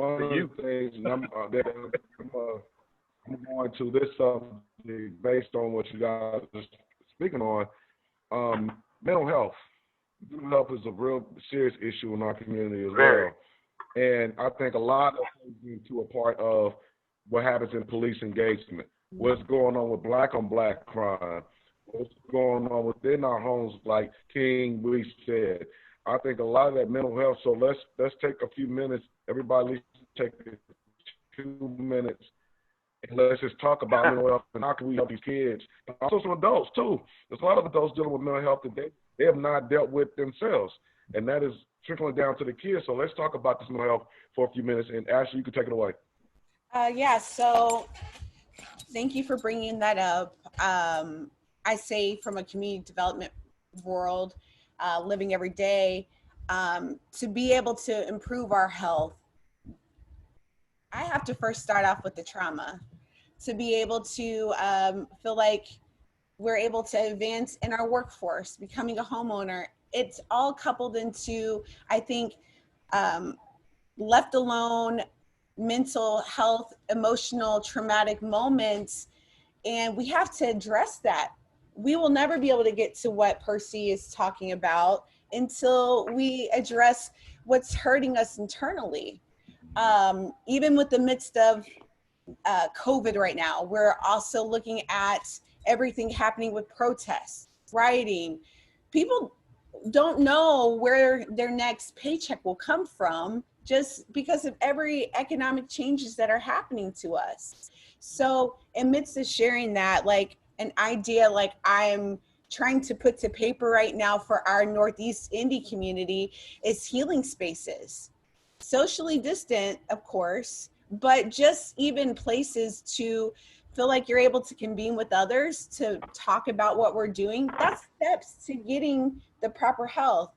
And I'm a proponent of this. We can pray and we can pray, but we still got to look at the holistic aspect, and we need counseling available to you too. So how can we take that component and then see that we're able to have those healing bits right in our backyard? I'm in this space, just think about it this way. I'm in my neighborhood with the people I care about. I'm learning more about my neighbors. They're having similar pains.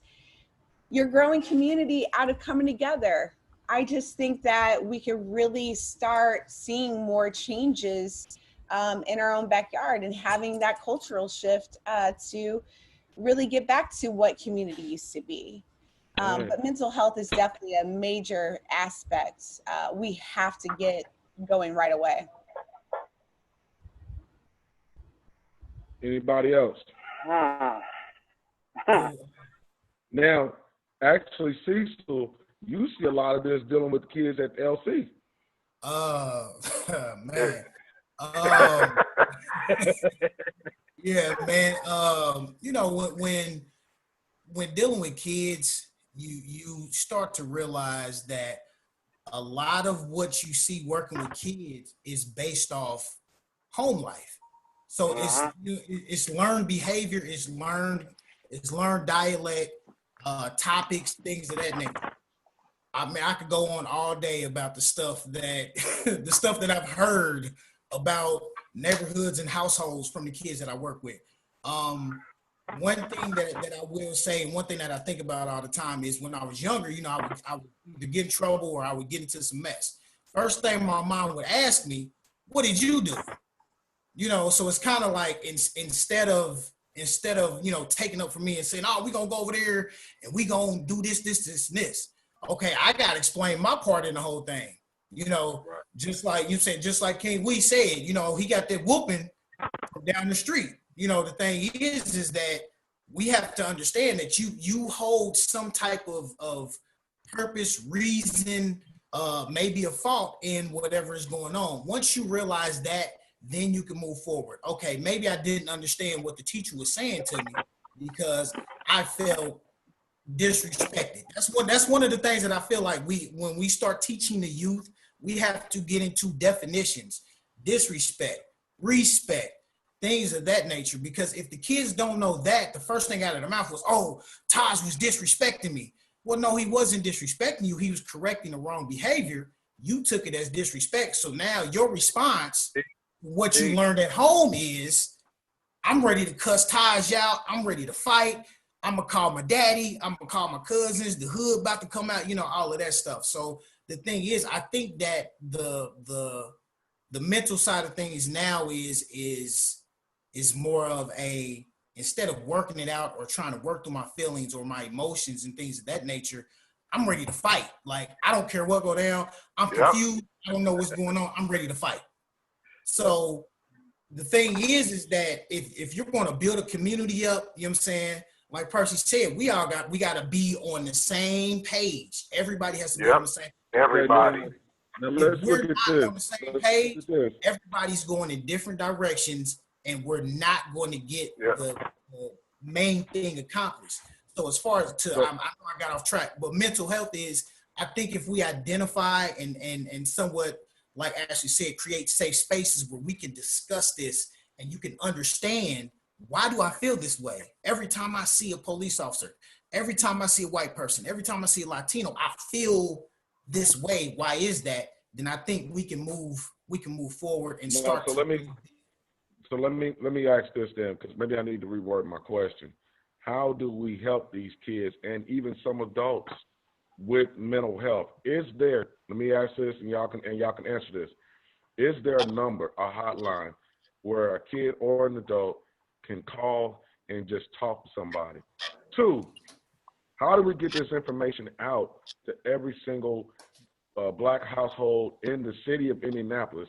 And 3, how do we get them to trust that they can communicate with us without the person on the other end being messy, telling all their business on Facebook and all this other stuff that can happen with sharing your personal feelings and your personal emotions with somebody that you don't even know? Those 3 questions, anybody can take it. Man. So if I may say something, Taj. I got a suggestion, man. So, hold on, quick, Jeff, what did you say? Oh, my bad. No, I was just going to say, if I could say something in regards to solutions. With my Saving Our Sons program at the Urban League, I mentor. Well, I've had over like 224 guys in my program, right? And so currently, got about probably 40 active in regards to what's been going on, and haven't gotten any new guys over the past 3 months because of COVID, and that's working from home. So not able to meet new guys. But what I've implemented in the program is a mental health component. And what we do is I've reached out to a licensed mental health therapist, Sharon Mason. She happens to be Black, and I think that's an important point. I'll get to that in a minute. But so what I've done was have her come out during my 3-week program during the first week, and we talk about issues in regards to family, in regards to policing, in regards to things going on in the community, in regards to depression, anxiety, and trauma, also employment. Everything has an effect. And so reaching out to a licensed mental health therapist would be one. I think getting rid of the stigma of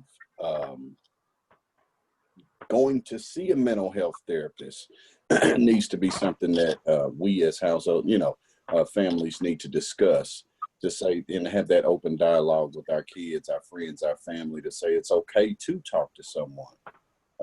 Third, I would say that we do need health insurance. Talk about the importance of having health insurance to be able to cover the cost. Yeah. I don't know if you heard the questions that I was asking. I needed 3 straight answers on these 3 things. One, is there a universal number that anybody can call, whether it be a child or adult, in the city of Indianapolis, where they can call, speak with somebody if they're having, and they want to talk about the mental health issues? 2, how do we get this information, how we get this information out to every Black household in the city of Indianapolis? And then 3, I forgot my third. So I don't know of a number specifically that's a universal Try number. to answer those 2 for me, and I want everybody to answer those. Yep. So I don't know of a universal number, but I do know that there are local mental health therapists that we can reach out to, and the cost can be covered by health insurance. And so to circulate that information, I do have a list of Black mental health therapists, because I think that's important that they understand our issues, and then just share that with anybody on the Zoom or circulate it on social media. I got something for you. So actually, one organization, national presence, but it still is very much an active local chapter here. There's NAMI, which is the National Alliance for Mental Illness. They have, for instance, opportunity an 800 number, which is like 800-273-TALK. And it's free crisis hotline. And it's done in confidentiality. So it's a resource that's there. And I believe you're able to like text NAMI if you need to do it more discreetly. That can also connect you with care. Now, do I believe we need more education, promotion, all of that? Absolutely, yes. And so one great thing is to figure out, going back to a point earlier, Pastor P was talking about community. How are we creating opportunities right within our Black community of assembling all of these services so that we can get more information out to the people we care about? And just imagine the more people that are collectively talking about something, we can have some positive propaganda, right? So something good that is motivating us to look at something different. So the more we're talking about it, I think ultimately we'll be able to reduce the stigma and people are getting the help that they really need. So, okay. But now, Thank you. Thank you for that, Ashley. Kevin. Can I say something real quick? Oh, my fault. Go ahead, Willie. You sure? That one? I'm gonna say it from two perspectives. I know at my school that I work at, even though it's elementary, it has a lot of mental health built into it. And a lot of times the parents have been wanting help with their kids for a long time, but don't know how to get them to help. You know what I'm saying? And so when they come, and there's typically a stigma surrounded it, and but we're able to talk to them and let them know, you got to do whatever you can to support your babies, and so a lot of them, when you talk to them, like Ashley said, and tear down the stigma, they're wanting to get some help. They get tired of having to come get their kids all the time because they got in trouble, they're dealing with the same stuff at home. And so when we get them plugged in and they start to get those services, they start to see the improvement, and then it begins to tear down the stigma because that aspect is built into the education, and the school is designed to do more than just educate, but it's there to educate the whole person, not just dealing with schoolwork. And the other thing, dealing with the state side, when I learned when I got certified to be a parent educator, I began to question, why are the people in our community only receiving the knowledge that they give you through parent education once we get in trouble with the law? This has to be stuff that we get ahead of time. Like, they will completely analyze you, be able to tell you where your shortcomings are as a parent and build you up. But we only get that once we get in trouble. We go through the court system, they rip our kids away from us or whatever, and they make you go through this process. But the reality of what they're teaching us how to, the proper way to socialize your kids, how to be strategic on that, are things that they should have trained us on anyway. So now we have to learn how to take, individuals that have this information and offer it to the community for free. Because we have our careers, but now we have to learn how to try to figure out how to volunteer our time to give it back to our community. Because let's be real, somebody said it, everybody's not going to have the insurance to be able to tap into these services. Everybody does not even know that parent mentors or parent educators even exist. Most people don't even understand the strategic ways of socializing a child. So those of us who have been educated on that have to be able to give back our time in some form or fashion to be able to make that impact with that, to take away the stigma, because we've always been shunned if we want to see mental health. But we have to, what you say? I'm trying to, go ahead and finish up. No, I'm done. We just have to take it away because we was always built that we didn't do that. But we have to remove that because we need help. And we've been broken because we were lied to by the older generation. Kenneth, did you want to jump in? I mean, realistically, all I have to say, and this is a good conversation, I think that is very necessary, that gets missed a lot. But you know, we deal, you know, dealing with kids, just like Cecil was talking about, you see it a lot. William was talking about, you see it so much. But often, what time I see is the kids have issues, but the parents are the ones with the real issues, and so we sending them home every day to that toxic environment where that parent has issues that they're not dealing with. They're not comfortable telling them. Now they know the kid needs help, but they're not willing to say they need help too. So a lot of these programs are set up in schools to help the kids, but they, you know, for 8 hours a day, they got them and they're doing what they can with them, but they're sending them right back to that environment where the parent is in control and they just starts it right back over. So basically we need to start figuring out a way, piggybacking on what William said, to fix the household. And these people who don't have the resources to pay for it, how do we get this stuff to them so they can heal and we can get the whole family fixed and back together? That's basically all I got to say. I would like to jump in on that real quick too. That's a great point, Kevin, and it goes right what they're talking about. To your questions directly, Taj, to answer it roundabout.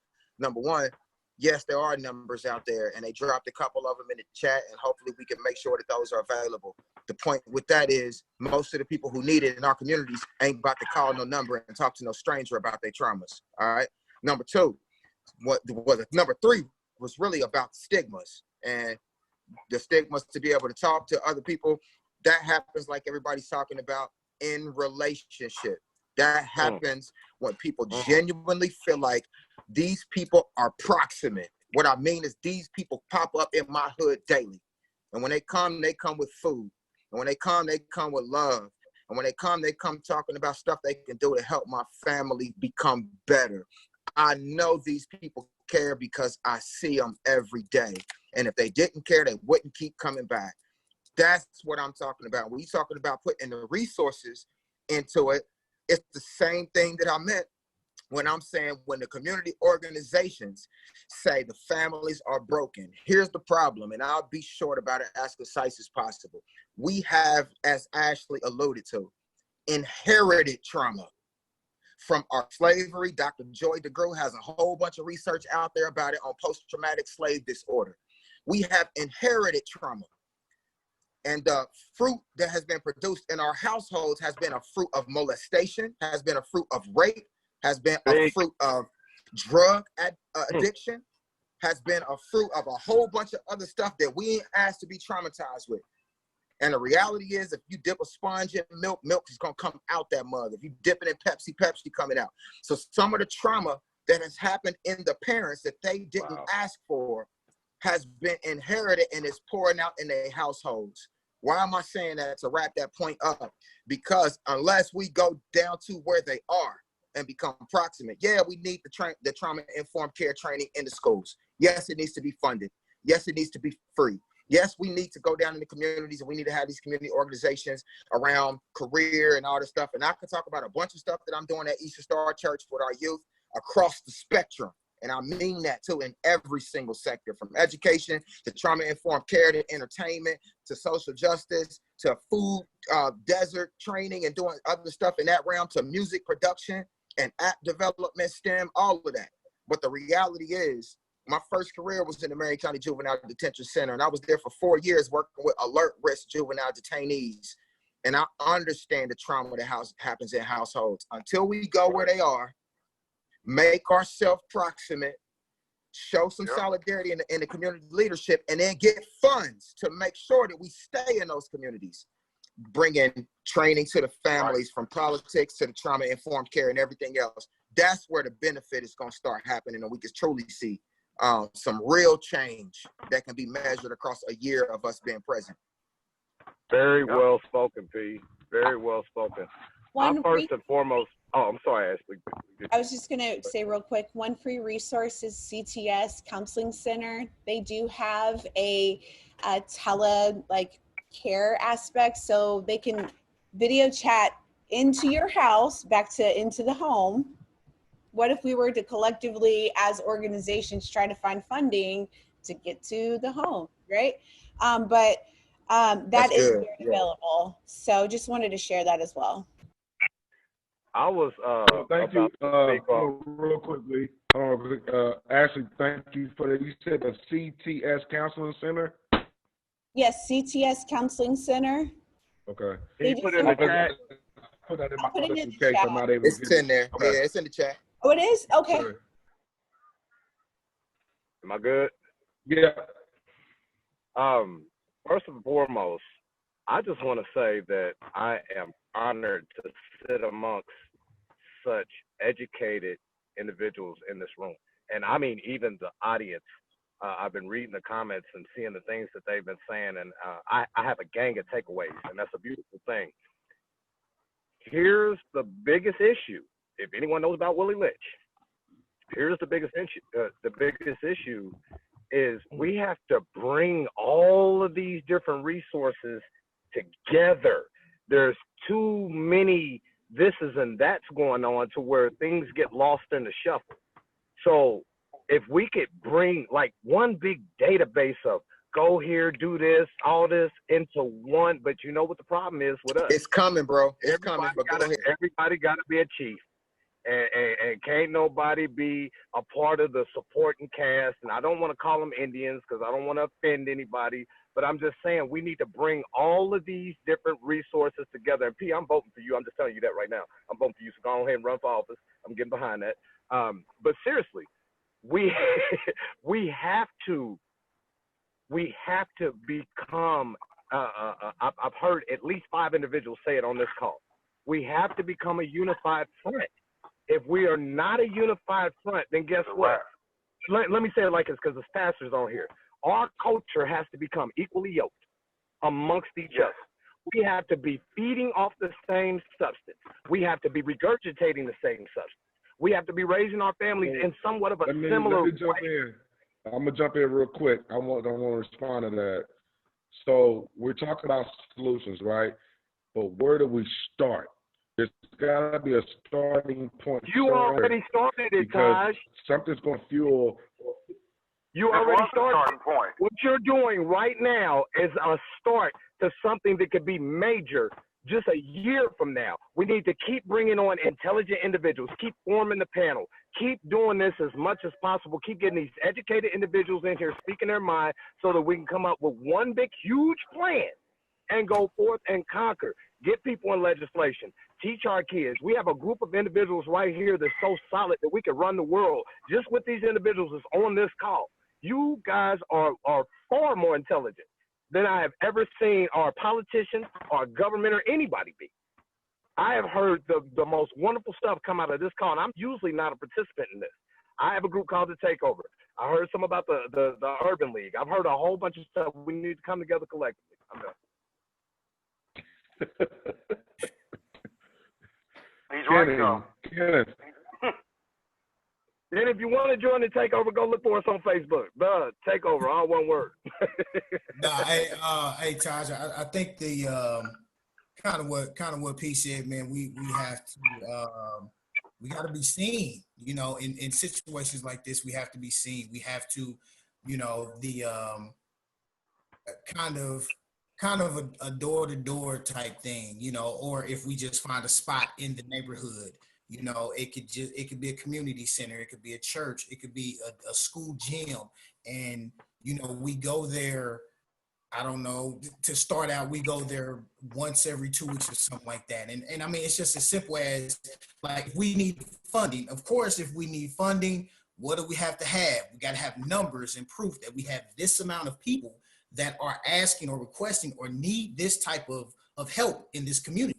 So from there, you know, it just starts out like, I mean, we can go to Little Caesars and we get the $5 pizzas and we sit down and you know, we set tables up and we just talk, and you know, we bring in people from within our community that are that's their profession, their career, they're well versed in that, and we sit down and we talk to our people and we establish that relationship, because you know, once you find out that there's something good out there for you that is going to, basically, there are a lot of people that they're just going day to day, you know. So it may be Percy that like, it's You know what I'm saying? Miss Jones is looking for Mr. Percy. You know what I'm saying? Like every time I know he coming in 2 weeks. So when he come, I'm there.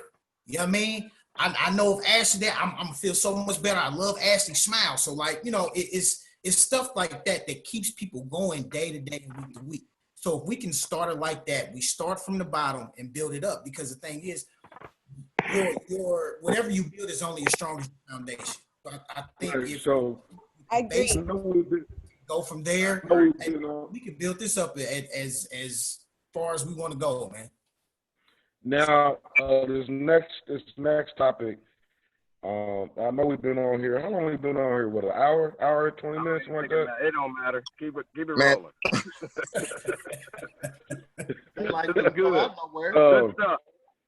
We on punishment anyway. Hey, I'm just trying to. Yeah, hey, I'm just trying to punishment. time. We're all following curfew. My man can't even go home. He got to sleep in his truck tonight. He got to sleep in his truck. He can't drive. It turned in the bed. Don't get it twisted. It turned in the bed. I'm good. It's gonna have to. You know, nah, I'm just trying to respect everybody's time. That's all. But well, before I go into Ashley, you want to say something? Yes. Regarding development, literally, like, find some place within the city that you love. Learn the neighbors, learn the stories, and come right alongside them, because I'm telling you, I get to see it every day, and I would not change it for the world, right? There are different ways, like a project that's getting ready to come off the ground in our neighborhood, right on 38th Street, it's one neighbor that wants a family home to become a community place to learn about urban gardening and having a community kitchen of learning how to cook. And you guys can do that if you come back home. I'm going to be real. The talent, everything, go back to the place that helped you, right? Like, I grew up in Hamilton County, but I'm going to say there's nothing like the love you get back in the city. I know we have our problems, but be present. Do you realize how much more of a difference you can make? How many people know, like on 38th Street, we have someone that vested their life of creating Wall Street Grocery. Come home, like, be a part of your neighborhood, learn, be there for the elders. We can really, really make a difference. And I bet you as well, your presence might actually help turn around our violent crime, because you're giving love every day. Now, I want to touch on something that's not so positive. This is a negative topic, but I think it needs to be discussed. As we're fighting police brutality, as we're fighting.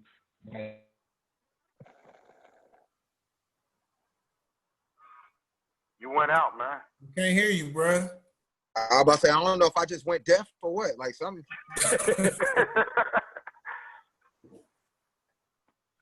You gotta move around, bro. They smashed his vocals. But I say his computer got tired. Like, I'm done. Nah, bro. That's the legit action item, bro. We got to get our people off Boost Mobile, bro. If we're gonna do It's like that Teddy Riley babyface back. First on the wood. We can't lose the war due to poor internet connection. Right, we gotta get Taj technology. I know it's storms. Metro PCS. Boost was the Metro PCS. That's what we started. They doing good. Hey, y'all keep messing with me, and I'll mute all of you. You don't have the connectivity. No, but the other thing I want. Can y'all hear me? Yeah. I know what you want to say. Now we can't hear you. All right. So like I said, the next conversation is not so positive. However, I think it's important because with us dealing with COVID-19 and personal trauma and job loss, et cetera, I think And also, while we're fighting police brutality, I think we need to really discuss this black on black crime.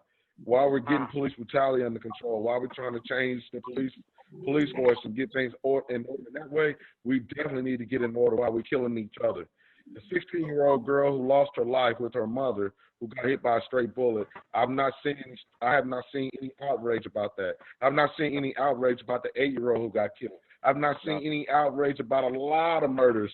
We average at least close to 150 murders a year, and I haven't seen any outcry, any outpour. So the energy that we have towards police brutality, we have to have on black crime. What do we do to solve this issue, this major, major issue?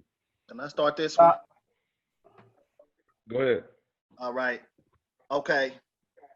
Like I said, a war is always fought on different fronts. You know, we got a military, we got an Air Force, we got the Navy, Army, yada, yada, yada. And wherever you have poverty, and this is proven, you have a higher propensity for crime, right? The problem is not just simply that it's black on black crime, but I'm not gonna get hung up on that because it is us, but this is where the crime and the trouble is taking place. And so if we're dealing with solutions, some of it, we gotta go back to policy. Some of it is economic. You know, we all have a past, and you know, I ran the streets when I was young, and I got a revelation after God saved me, and I started working. I didn't get my first Benz until I worked a job and had it for a few years.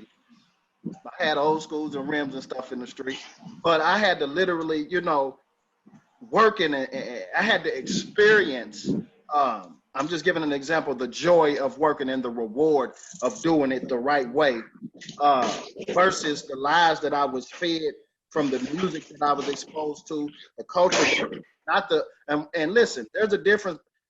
Black culture is not gang culture. Black culture is not drug culture. Crime is a poor people problem. If you go to the south side of town where they're poor and it's predominantly white, you will get robbed if you slip. They selling crack, they selling every drug you can name in that poor community. And so a lot of the fallout that we have and that we've been dealing with since before Jim Crow is a result of this system, to where we are devouring our own. And so I just wanted to open by saying that the solution, it has to be multifaceted. But so aside from legislation, I will say it goes back to that family unit. One of the, somebody mentioned it earlier, the way that our families are structured, we need the black man back in our homes. You know, I say it all the time, you know, and this is no shot to my father. We have a good relationship, but I grew up next to the projects and I needed some advice after getting chased home. You know who I finally got my advice from? One of the guys in the neighborhood. I was walking home. He said, "What's up, little Frank?" I was mad. I said, "Man, them project cats." And he said, "I tell you what, I went through it when I was your age." He said, "Next time they try you, shoot at them." That was the literal advice that I got. But if Dad was there, and I'm not knocking Dad, but what I'm saying is I could have went and said, "Dad, I got a problem," and he could have and got some, hopefully some instruction to do. A lot of us grew up in some war zones, and this is a very complex problem. I'm ready to hear some solutions, and I want to tap back in, but I don't want to just take the floor. But it's not as simple as it may seem. We're being attacked on all fronts. We're being programmed by music, you know, morality. And I will say this, and I'm done. As part of the spiritual community or the faith-based community, what I've done, my transformation came through the reformation and transformation of my mind. That's where it came from.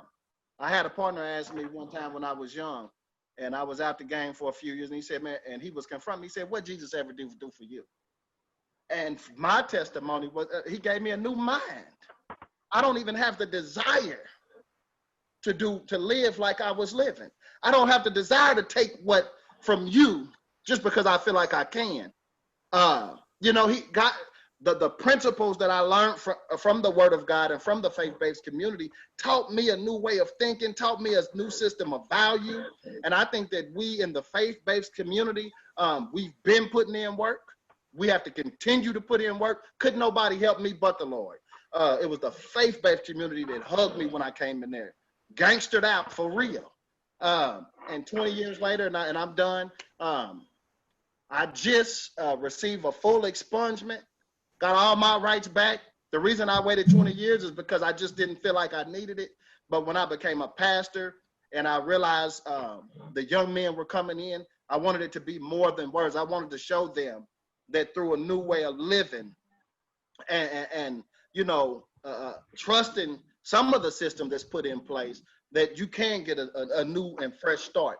I'm living proof. I know I'm not the only living proof. So one solution, the faith-based community, we got to keep doing what we're doing. We can't let nobody tell us we're not making a difference. That's a lie. And we have to just show and prove. I'm going to turn it over. Amen, Pastor. Amen. Man. With that, Taj, I think one of the things that we face, one of the things like we discussed earlier, like I have a 10-year-old son. So one of my things that I am trying to, I guess, teach and instill on my son is decision-making skills. There are a lot of situations that have taken place. And I mean, you could pick from Mid-Hartford all the way out to Hallville. It's a lot of situations where a lot of these young men and even young women, they have not been equipped with the tools and the ability to make sound decisions. And I guess that can go back to mental health as well.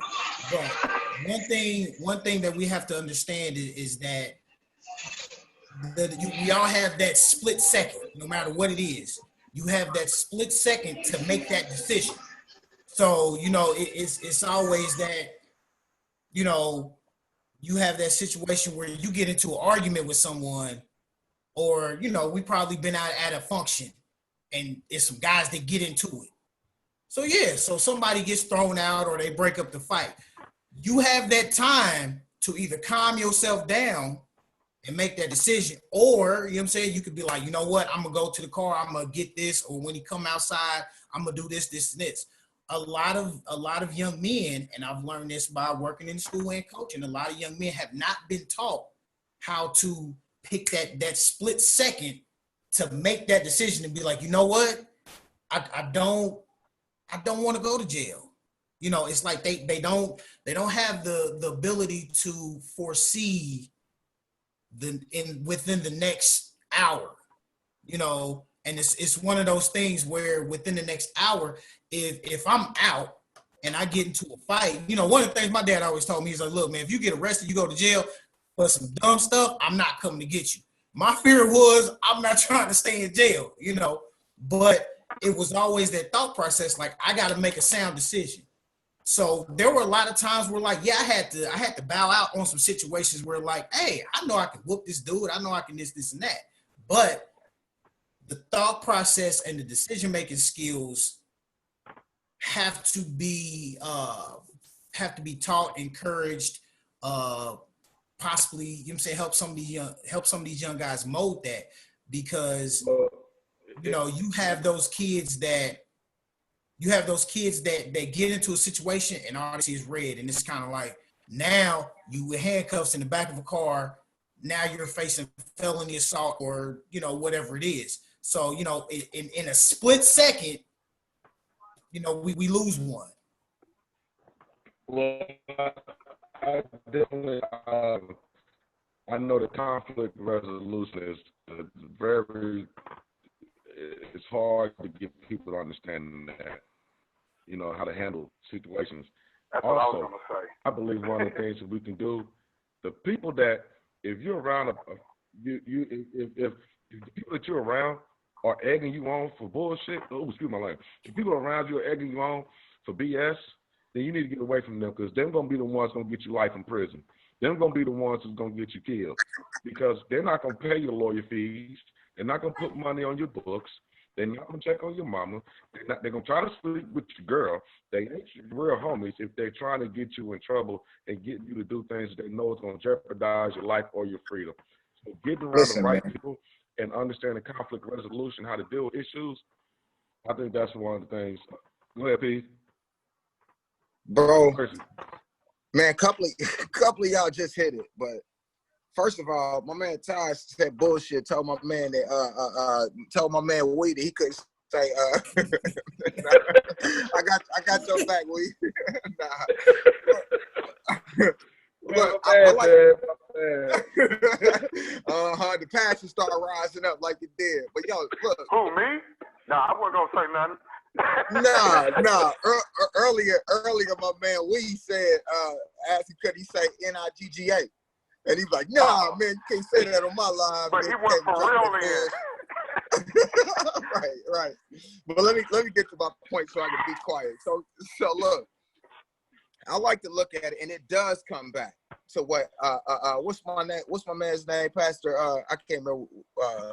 Might have been Akers, but he was going into Akers. Yep, Akers was talking about it's spiritual, man. And I ain't even listen. It's spiritual. Whether we want to deal with it as spiritual or not, it's spiritual. And that's the problem why so many communities in the Black neighborhoods have not been able to, especially schools, try to implement, trauma-informed care and a bunch of other stuff. And the reality is physical solutions are not going to solve spiritual problems ever. Now, spiritual solutions do have physical execution. Right. There is a way to execute physically with spiritual ideology and spiritual solutions. But the problem is we have inherited trauma, and it's come so far down to really it's become a part of our identity. I'm so glad that my sister, I think it might have been Ebony that spoke on, we don't want to use some of the terminology that has been weaponized and used as propaganda, like black on black crime. The reality is there is a mentality in the neighborhoods where in some regards we almost want to kill ourselves. I mean, let's just keep it real. It's some people in the neighborhoods that they bent on crime, man. They ready to kill something. They ready to kill somebody. They ain't trying to sit through no trauma-informed care. They ain't trying to do no daggone conflict resolution training. They ready to kill something or somebody because of what they in and what they own and what's in them, period. What that mean then? And I really call it communal suicide, where it's really they such at a point of trauma and deep spiritual conflict and deep spiritual, almost just possessed with their own thoughts, that they ready to kill themselves, but they ain't about to kill themselves because they got something to live for a little bit, but they can't see themselves and their brothers. They can't see themselves in the hood, and they are willing to find a reason to kill you as a way to kill myself.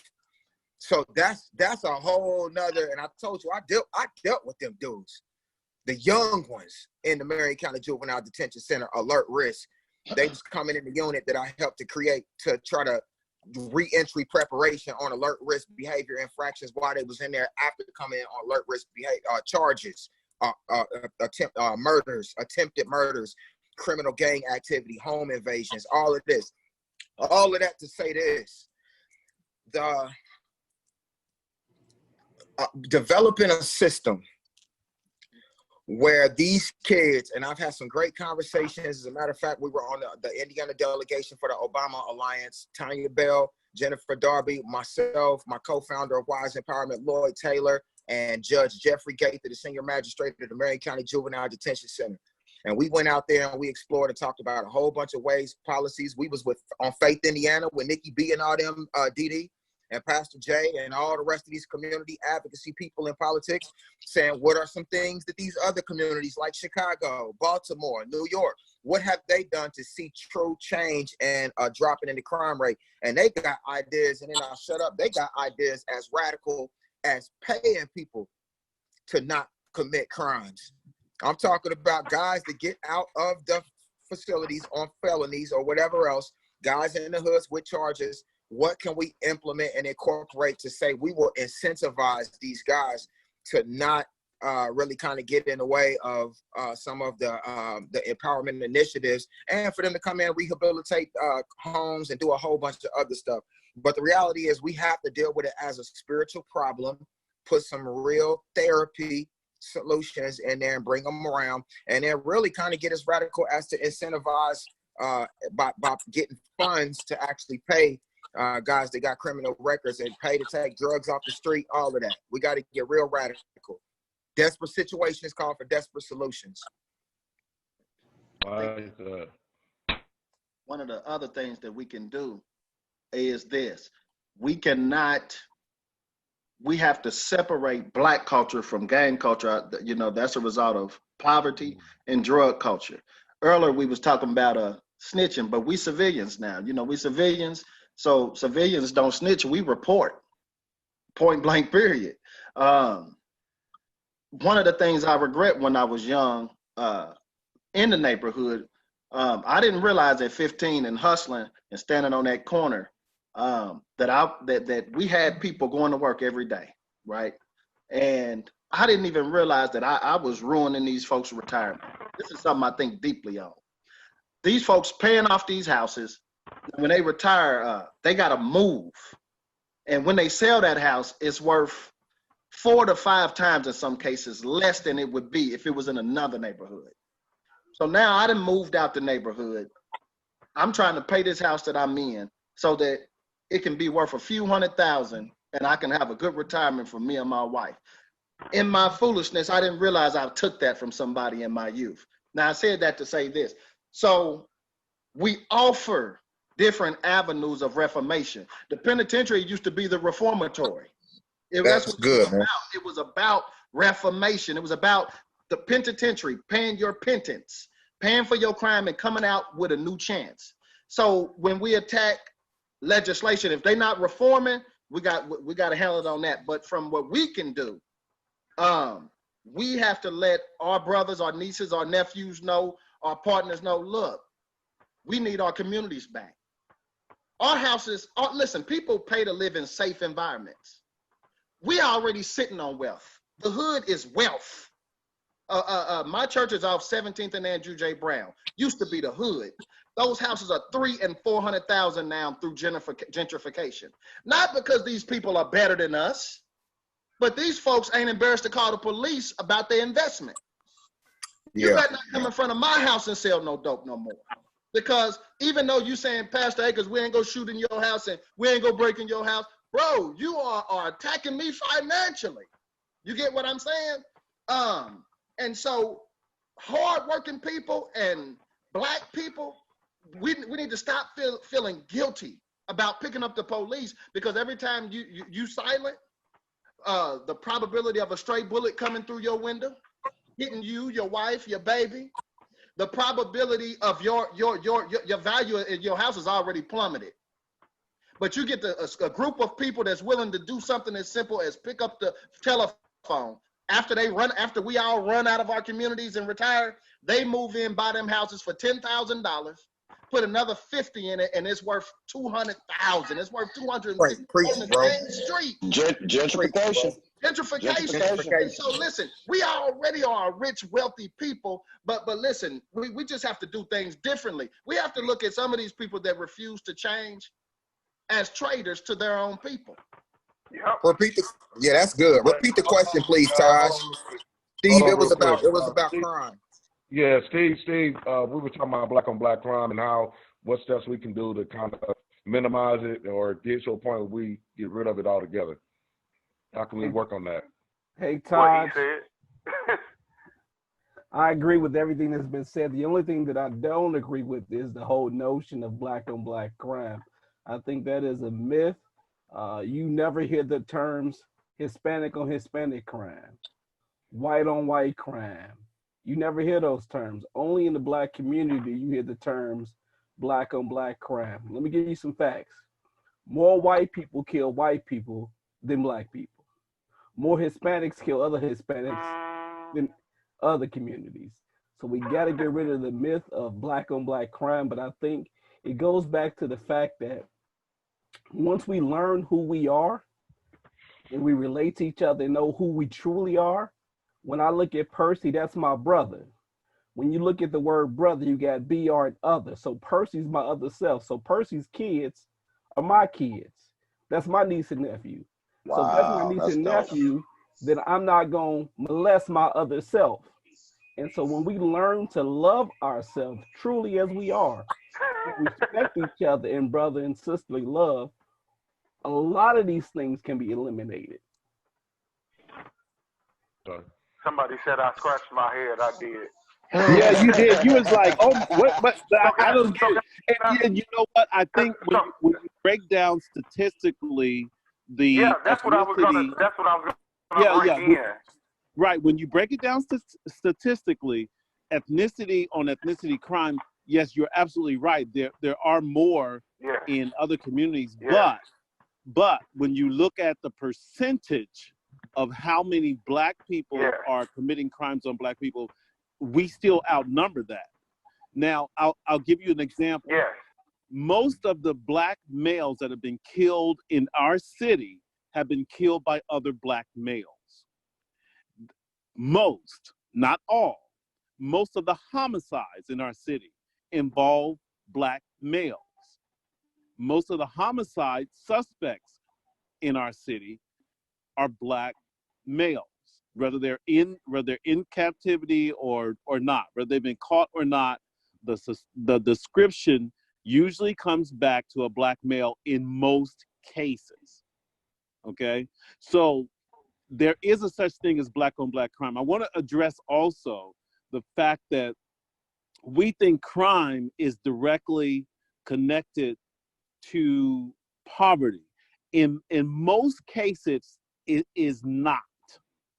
And I simply say that because in a lot of the high profile cases, for example, you know, the young men who were arrested for going and killing the doctor on the Northwest side, among their crime spree, when you look at the families and where those young men come from, none of them needed to be out breaking in homes and doing licks. Not one of them could be classified as poor. Okay, because their parents had very good jobs and had given them basically everything they asked for. But when they got together, they decided they wanted to do licks. Now, the same situation in the case where they broke into the preacher's home and killed his wife. The young men involved and arrested in that case, they were not poor. They didn't need to do that, and that's unfortunately what's happening a lot. As far as what can we do to lower the numbers on black crime, we have a tendency to stay silent about what's happening in our community. Either we don't want to get involved, we're afraid to get involved, or we know the people who are involved and we cover them. That's what we do. And we have developed this us against them mentality that allows us to cover those in our community who we know without a shadow of a doubt are not legit. They're doing something shady. We have mothers who have young men. They know their sons don't have jobs, but they bring stuff home.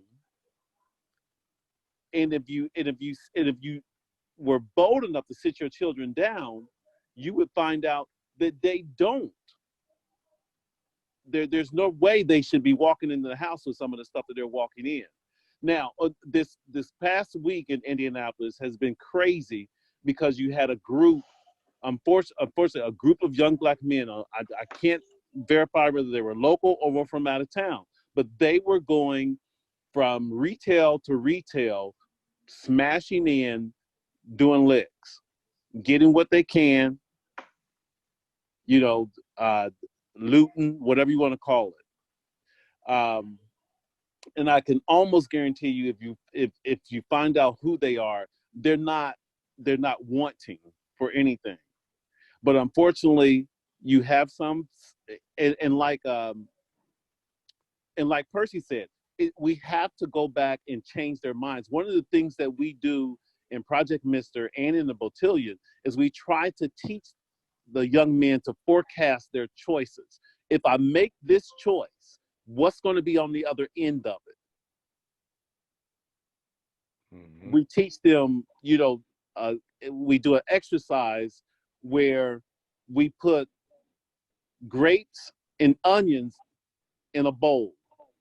Miniature grapes and miniature onions. We blindfold them. I remember yeah, this. We blindfold them, and they are, guided by their peers on eating those grapes or eating those onions. And we teach them those are their choices. And when they make a bad choice, they're eating an onion. When they make a good choice, they're eating a grape. And you'd be surprised of the conversation prior to that exercise. Some of the kids have no level of integrity at all. They don't see anything wrong with stealing, even if they don't need what they're stealing. They don't see anything wrong with lying. They don't see anything wrong with cheating because they have been programmed. They have been taught in their schools by people who don't look like them that they don't necessarily need hope or success because they will never be successful. So one of the things we got to do is reprogram. And a lot of times that reprogramming, like the pastor on here said, comes through spiritual means. And believe it or not, these young men, they're not fighting just against themselves. They're fighting against principalities and powers that have taken over their mind to believe that they have to do that in order to succeed. Yes, sir. Hold on real quick. I want to give out this stat. I was on a website one day. It was AmericanFreePress.net. I haven't checked the background of that website, but here's the stat line for you. In 35 years, there have been 324,000 murders from black killing black. 324,000 in 35 years. That's a lot. And I don't know, I didn't get down to breakdown of was it gang related, drug related, was it just a random acts of violence. But 324,000 in 34 years. Them numbers. If we keep that kind of number going, we're in trouble. Them numbers is real. Yeah. I just wanted to say one thing, and I'm gonna chime out of it. Two things can be true at the same time, and I agree 100% with brother Jefferson. I got to shout out CLD. That's Center for Leadership Development. If anyone don't know, my son Frank Jr. Just received a full scholarship to Butler University, so I appreciate CLD, and we plan on donating and doing all that good stuff. Because I seen it work for myself.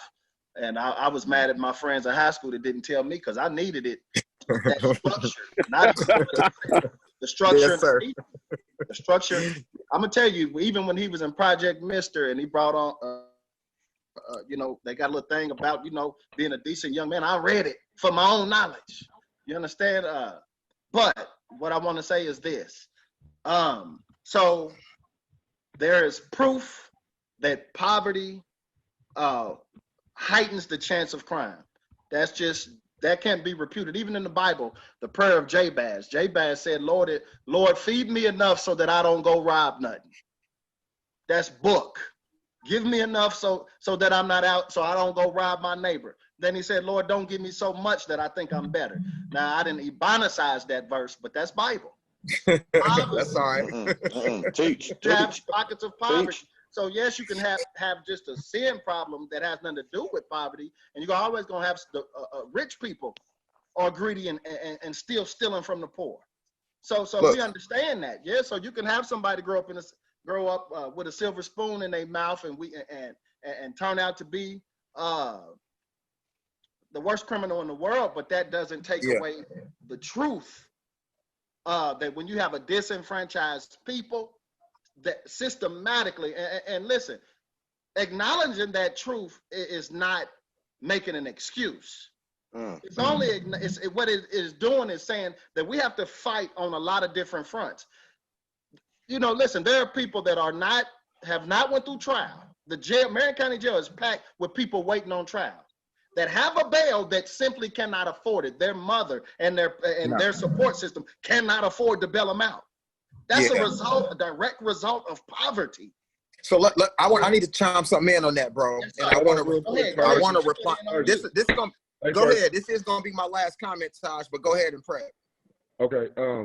I know King Lee he's been trying to get in for a hot second. So let me let him get in. Hey, P, go ahead, please, P. Let me pass it. Yeah, P, please speak, brother. Speak. Okay, and then I'll pass it straight to you because I want to reply directly to my sister. To Shar. I think it's Shar or Shara. Sorry if I'm pronouncing your name right. She no one acknowledges your problem every single day. We see our babies dying in the street. Y'all respond, say, white, Hispanics. I got you, big problem. And I hear you loud and clear. How can y'all be disagreeing that we black people have a problem killing one another? So this is how I want to respond to your comment. Because I could take you through, and I have to come from the book. I got to come from the history document, not just as a religious book to push religious control. I'm talking about a historical document. And we could look all through this book at the laws around killing our own people. We could look all through this book about people from the Babylonian captivity and talk about Daniel. We could talk about Nehemiah. We could talk about Moses. We could talk about all of these people who were raised up in a foreign land, taken as slaves.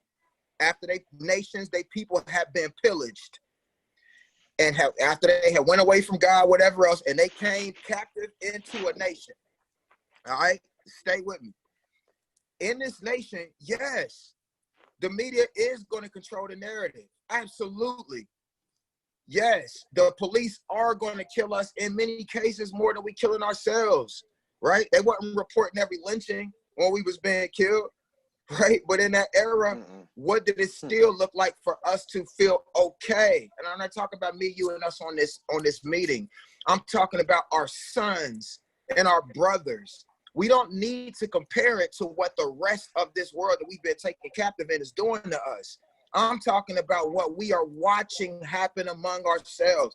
We can debate and talk about the numbers and all of that too. The reality is that I've seen too many young brothers, and we see in many cases where our brothers are killing our own selves, as my bro so beautifully articulated. That's me, Kenneth talked about. And we can never, I don't care what the circumstances are, I don't care what the numbers look like, I don't care who else is killing us. We have a responsibility to look at every young black brother and say, I don't care what the situation is. There should never be any justifiable means, and for us to ever downplay any statistic, I don't care if it's 5% of the deaths, we still have an obligation to call our young brothers and call ourselves out and say, bruhs, let's make the whole fight about everybody else killing us. Yeah, it's unfair. Yeah, they're going to twist it. Yeah, they're going to do a whole bunch of other stuff. We got to focus on what we doing to us. How are we helping us? How are we hurting us? And how can we highlight those issues and really counsel, de-traumatize, help, heal, and do all of that stuff to our own selves? So I just wanted to answer that because biblically, in our everyday life in society, as it pertains to crime, as it pertains to media, we could talk numbers and skew that stuff all day and talk propaganda and all that stuff, and we can have some very, very valid debates. The regardless is every single young man that's breaking into the home of another black person, every single young man or young lady that's pulling a pistol out, sticking it in the face of another, period. It's all us killing ourselves. And that hurts. And we gotta, all of us gotta feel that pain, regardless of what the media call it. Right. I'm done with my comments. Right. And we on here for solutions. So we have to identify the problems. And because I didn't hear anybody justify it, I think they were just pretty much pointing out, the different things that they know to be fact. But it's getting to the solution. So, of course, it's reformation, like I said in the beginning. But also, you got to also fight it on other fronts. We have to attack poverty so that people don't feel like at 15, I got to start selling dope to help mama pay the bills. We have to address the family structure. People ain't just going out here just shooting. Now, you got some people that are, and like I said earlier, we cannot protect them. We have to look at them as traitors to our people. That's what we said that earlier. But we have to, okay, I got a field behind my house with a bunch of mice and rats. I set traps, right? Mm-hmm. I know I'll never catch them all, but I have caught over the years, been in this house almost 20 years, I done caught 100 mice and a few rats. Thousands have not been affected at all. Thousands have never entered that trap and lost their life, right? Does it mean that the ones that never took the bait, do they have the right to say to the ones that died, hey, there was no trap, you should have did better? We have to acknowledge that there is also traps being set. Yes, sir. Great point, bro. Want to be one on one front. That's the point. We always, for years, we've tried to face it. Listen, that's why you need the faith-based community. That's why we need what we've been talking about, education and politics. That's why we need, all of these, the different communities, the different organizations sharing, and we need to attack this collectively all the way around. That's what we're saying. This is a complex warfare that we are in, and so it's not going to be an easy solution. It's not. We got to fight it on many fronts, and we have to come together to do it. Real quick, guys. We've covered a lot.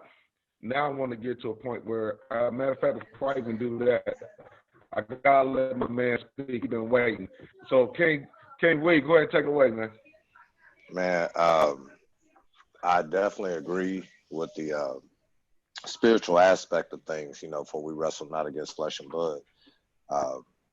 So to attack that issue is going to be one of the primary points of focus. But over here on the physical playing field, you have to understand, and I'm guilty.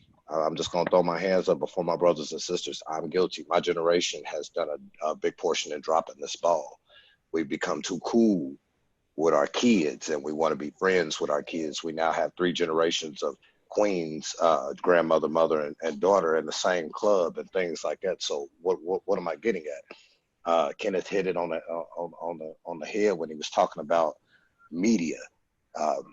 We allow our kids to watch anything. We let the TV grow our kids up, and next thing you know, they are wanting to act out based on the things that they're watching on TV, based on the music that we're letting them listen to, based on the things that we've just given too much free reign to. So now, and again, this goes back to one of the original points that has been made by several individuals on this line. It starts at home. When we give the idea that crime is cool, that church sucks, that killing is cool, or pimping is cool, and all the rest of the stuff, and getting a job is for squares and stuff like that, then guess what? We are painting the picture for our young people to go out here and further commit these crimes. I heard I don't know if it was Steve or if it was Kenneth. I mean, all of y'all starting to sound alike because y'all so intelligent. But I'm just saying, they gave statistics that, a lot of people that are committing these crimes didn't even need to commit these crimes. But, out here in the neighborhood where everything is so enticing, it's so attractive to these young individuals, we're giving them the leeway and the leverage to say, hey, if you do this, we're going to give you stripes in the hood, when really you just entertainment to a bunch of OGs that need to really be teaching them something different. The fact that we're not making our kids, when I came up, your grandmother had you up at a certain time, you done ate breakfast, you done took your butt to Sunday school, and you sitting in there, I don't care how you feel. But now and this is not about your religious preference, but I'm just saying that's order. When order left the home, so did we. So now, we giving our kids the option to stay at home and do this other stuff, and then they on their phone. The phones done got us so retarded. You'll have 10 individuals sitting at a dinner table, a dinner meeting. Yeah. Y'all see that post? You see what I'm saying? And we have lost all sense of being human. We have lost all sense of even being black. And when it comes down to, I hate to say it, we are doing nothing but perpetuating the issue from inside our home by allowing these freedoms to go forth in our children. I'm not going to preach because really everybody else has said everything that was on my mind. I was like, yep, mark that off. Yep, mark that. Oh, okay, Kenneth, I see. And what is your cash app? Yeah, I'm just saying, real talk. But that's the serious part right there. When we have given up on order, when we have given up on the desire to be parents and want to be the road dog, you know what I'm saying? Because we think it's cool. That's what the internal systemic issue in the Black family is, and really in other families. We can't really. I know we're talking about Blacks, but really it's in families all across the world. Everything is so cool that ain't supposed to be cool, but the Bible spoke on that. What's bad will be good, and what's good will be bad. So if you don't think for 1 second that the spiritual aspect of this has everything, because everything that manifests, it got to manifest spiritually first before it even comes over into the physical. So you have to understand, if we are perpetuating that spiritual attack by allowing these freedoms, by not controlling our kids, by not getting them off the phone by 9 o'clock, by not making sure they're doing their homework, by not standing on their necks the way that we're supposed to be standing on their necks, and I'm not meaning that in a necessarily abusive way, then guess what? Just like I admitted at the beginning, I'm part of the problem. That's all I say. Now, I want to get to, Ashley, did you want to say something? Just real quick, it all comes down to this. As a community, Black community, how are we all coming together to have a defined plan of growth, of support, and of nurture? Let's reverse everything that is happening in our lives and see that we already have the solutions to get what we need to be able to grow and support the ideas.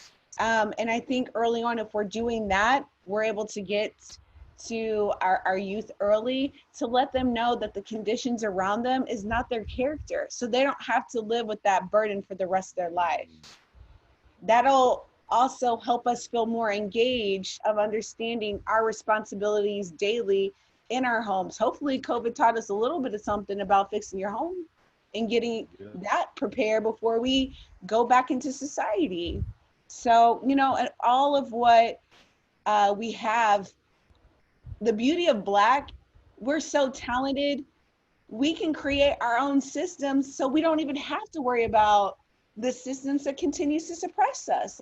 Let's utilize our placements so we not only will have our social capital, us being empowered, our economic capital will improve too, because we're investing in one another. So my big thing is, it's great we're talking about that, but my one ask, because I'm seeing this stuff every single day, right? Like in the community development, to do community development and knowing a 16-year-old has been shot, an 8-year-old has been killed. I'm tired, but I need you all, like we can continue to have this space, but just imagine if all of you were to come into this neighborhood and speak this to them in their lives, like we would solve a lot of our problems. And I know I have more of that optimistic feel, but I've seen it firsthand, lives being saved. So let's just do whatever we can. I just want to, I'm getting ready to give everybody a chance to give a final word and a final 3-step in their mind, what we can do to move forward. And then we're just ready to close out for this conversation for the night. It was, man, I loved it. I loved every bit of it. I truly want to thank you guys for suffering through my internet connection, suffering through me trying to get this thing started. You know what I mean? I do appreciate every last one of you. Can y'all hear me? Okay. Final note. I don't have the answers, but I do know that if we all work together, me, y'all, and everybody else in the United States of America, in the urban community, we all can, in the neighborhood, we all can figure this thing out. But it just takes conversation, and then it takes plan, and it takes action. So I'm all for help. Anybody knows me, you know, you can call my phone. If there's anything I can do, I will help. I have no problems with that. Cecil drove his bike from one side of the east side all the way to the west side. You know what I mean? And I called him because I wanted to make sure, hey, bro, you're going to be safe taking that long ride on the bike, knowing these people in that can't drive. You know, but it's just the little things that we can do. So final note, I want to, again, thank you everybody for joining in on this call and staying with me the entire time. I want everybody to take really 2 minutes, please, or a minute or two, and give a final note on what we can do, your final word on what we can do to move forward as a community. Indianapolis. Let's see. I'll jump it off, man. Let's see. I think one thing that we have to do, we got to come together. I think that's the bottom line. We got to come together. We got to get on the same page. We have to bring our youth along. We have to educate them and have them in the know of what's going on. Of course, we always hear that you never know where you're going unless you know where you're coming from. So we got to make sure that everybody is on the same page of the struggle from before we were even thought of up until George Floyd 2020, moving forward. So we get everybody on the same page. We got to, we come up with solutions and things of that nature. After this conversation and whatever comes beyond this, we have to get the ball rolling because we've had many dialogues.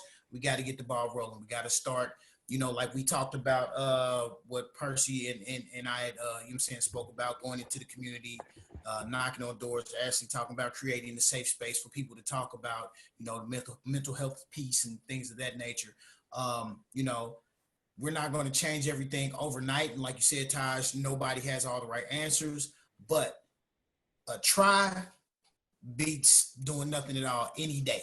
You know what I mean? So with that being said, man, that's what I got for you, brother. All right, Kevin. I think that was good. I think that what he said is awesome. I think us coming together, I think that is probably the common thing, the common theme. But not just coming together, but how are we coming together? I think in my mind, I think the people we need to really, really be pushing is the young people. I think that the person or the people that are going to lead us into greatness are still they're the young high school students. They're not your 20-somethings or your 30-somethings. They're those kids that are watching us, seeing how we react to all this. They're the ones with the power that they know the social media, they're grasping all this stuff. That's the group we need to start investing in, start training, start educating, and really start putting all our effort into these young people and get them going into the future. I think that doing that and just staying positive and actually adding all this conversation, everything you guys said, I've been just listening and absorbing. I told Taj I've been taking notes because it's all been great stuff. Stuff like this doesn't happen every day. And so when people like this, like my man King Wee said, can get together as smart as everybody is on this panel, can speak, man, this right here is a blessing. I don't think people realize how much of a blessing this is. So, I mean, that's it for me. The children are our future. I think that's my last thing. Will.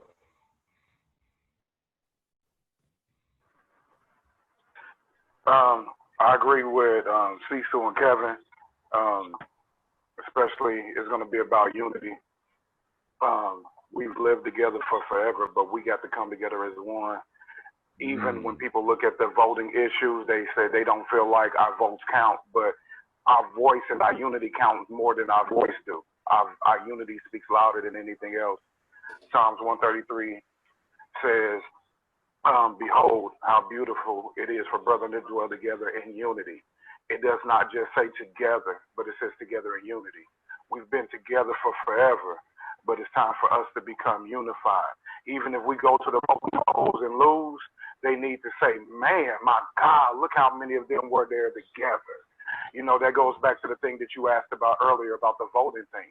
That destroyed that myth that even if our voices aren't heard, our presence will be heard. We speak loud. Just our unity is, to me, our protest. It is our strongest protest. That if we come together collectively, that's the scariest thing in the world to everybody. They will look at that more than they'll look at us burning up buildings. Ain't been no noise coming out of the black community. Ain't been nobody killing each other. Ain't been nobody robbing each other. They all showing up, giving rides to the voting booths. That's what we have to do. We have to fulfill Psalms 133, 133, and we got to come together in unity. My man, Ashley. It's always been my dream and vision of this, especially now being in the community development realm. Each neighborhood coming up with a Black quality of life plan, because what that'll do is if I live in a specific neighborhood, I know my neighbor, so that's going to make us force each other to see who's all around.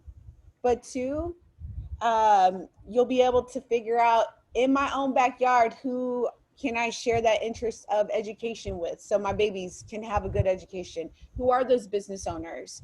Building your collective power and having it in a plan, that's your blueprint to make everything in your community better.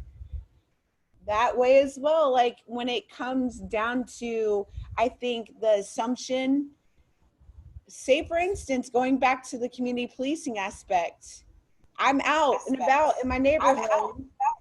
I now have an ability to have my village around kids from an unlawful system, right? Like we can do that if we come up with that quality of life plan, and then collectively we can utilize that as our blueprint of having our social commitments to one another in another neighborhood. Can you imagine if you were just to take one neighborhood, we'll just say Meadows, because that's where I do a lot of the work, coming together, we'll say with Brightwood, or coming together with the West Side, collectively on same issues, the power, back to the point of our presence together, we'll get what we need. So that's my heart. We can't come up with any plan without making sure our youth are at the table.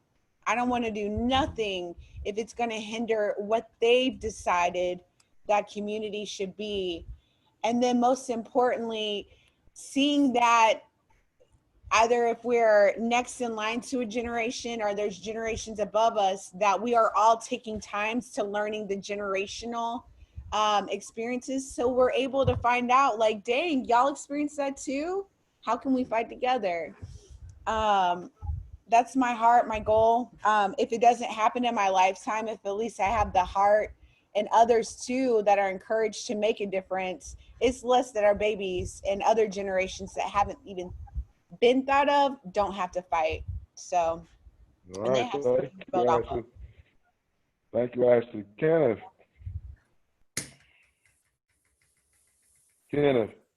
Yes, sir. I echo the sentiments of everybody that's been on this call. Again, thank you, Taj, for providing this forum for us to discuss these things, which are so critically important, particularly these conversations. I think it's accountability. We all on this call have to hold each other accountable. If we out there are not doing the right things, we need to make a pact that we hold each other accountable. Ashley mentioned something earlier in the call that we have to show up. We have to go back to the hood and see, and they have to see us build that relationship. Me and Percy both worked in the juvenile detention center, and it's so critically important that you develop that rapport, that relationship, so that they can trust you, so they can, so that when they trust you, they know that you're going to provide them solid information and solid resources. The other thing I would say is we don't need to create another organization out of this. There are so many organizations that could utilize the brilliance that's on this call, whether it's the NAACP, the Indianapolis Urban League Young Professionals, the 100 Black Men, the Indiana Democratic African American Caucus, Indianapolis Chapter of Indiana Black Expo. There are so many mechanisms been in place that don't have particularly African American males at the table that could utilize the resources and knowledges that you all provide. So look for opportunities and organizations that you can get in where you fit in and provide that support, that leadership, that knowledge, and that presence, most importantly, because we know that having strong Black males is critically important. I was on a Zoom call with Rise Indiana earlier today, And one of the teachers discussed how important it is for kids that by the time they come to the third grade to see an African American male or an African American person that teaches that looks like them, to be able to make sure that they're able to matriculate through the educational system. Too many times our young kids don't see people that look like them in the educational system. And so by the time they reach the third and fourth grade, we know that the prison pipeline is real, that they stop, they give up, they just tap out because they came to a place where they don't see the education system or people in the education system reflecting them. So just having a presence in the community, in the hood, going back, giving back, and letting them folks look at you, I think can be critically important, and it can really change the world. Thank you, Kenneth. Hey, Steve Jefferson. Yes, sir. Again, thank you, Taj, for providing this platform and this conversation. It's been excellent. I got mad respect for everybody on this call. I think that one of the things, one of the solutions, everybody on this call, if you're not mentoring or helping in some form of reaching the youth, please do so.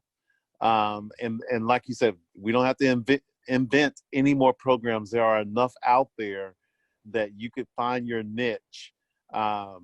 When COVID and social distancing started and the stay at home, when we had to cancel the Botillion and also cancel this spring Project Mister for CLD, my heart hurt because I knew that I would not have an opportunity to intervene and to teach young Black males in our community or give them hope and share along with other Black men to teach them how to be responsible young Black men. But that's my encouragement. And also to, if you remember what I said at the beginning, reach out to one of the Black commanders, make sure they're one of your contacts in your phone, and be safe and be well. Thank you, Steve. Hey, Frankie. Yes, sir. Glad to have been on here with you, ladies and gentlemen, and over here taking notes myself. Frederick Douglass said, what did he say? He said, it's easier to build strong children than to repair broken men. And so, you know, doing this for our children, our grandchildren, and like our sister said, those that haven't even been thought of, it is a worthy cause. We have to leave them something better. That's what this is about. First murder in the Bible was a fracturicide. It was a brother killing a brother. Cain killing Abel, and God didn't like it then, and he doesn't like it now. And so from the faith-based community, we just need to keep doing what we're doing, of course. Keep visiting these jails, like the Lord said, keep feeding the poor, keep our doors open, you know, and our arms and our hearts open. And I'm going to look through these comments to get hopefully some of you all's contacts so that when you are doing things, I can support, you know, what as a individual. Go ahead. We can't hear you, Taj. We can't hear you. You need to, well, let me talk while you fixing your mic. But even if we have to put them over here in the chat room or in this list on the side, you know, I'd love to have your contact so that when you organize and do something or have giveaways or you need donations or whatever I can do on the scale that I have. I don't have much, but we have a building that we can open up to hold meetings and invite the community in, whatever that any of us can do within our capacity. I just feel like if we do it, not only will God get the glory, but our communities will be helped and strengthened. Percy.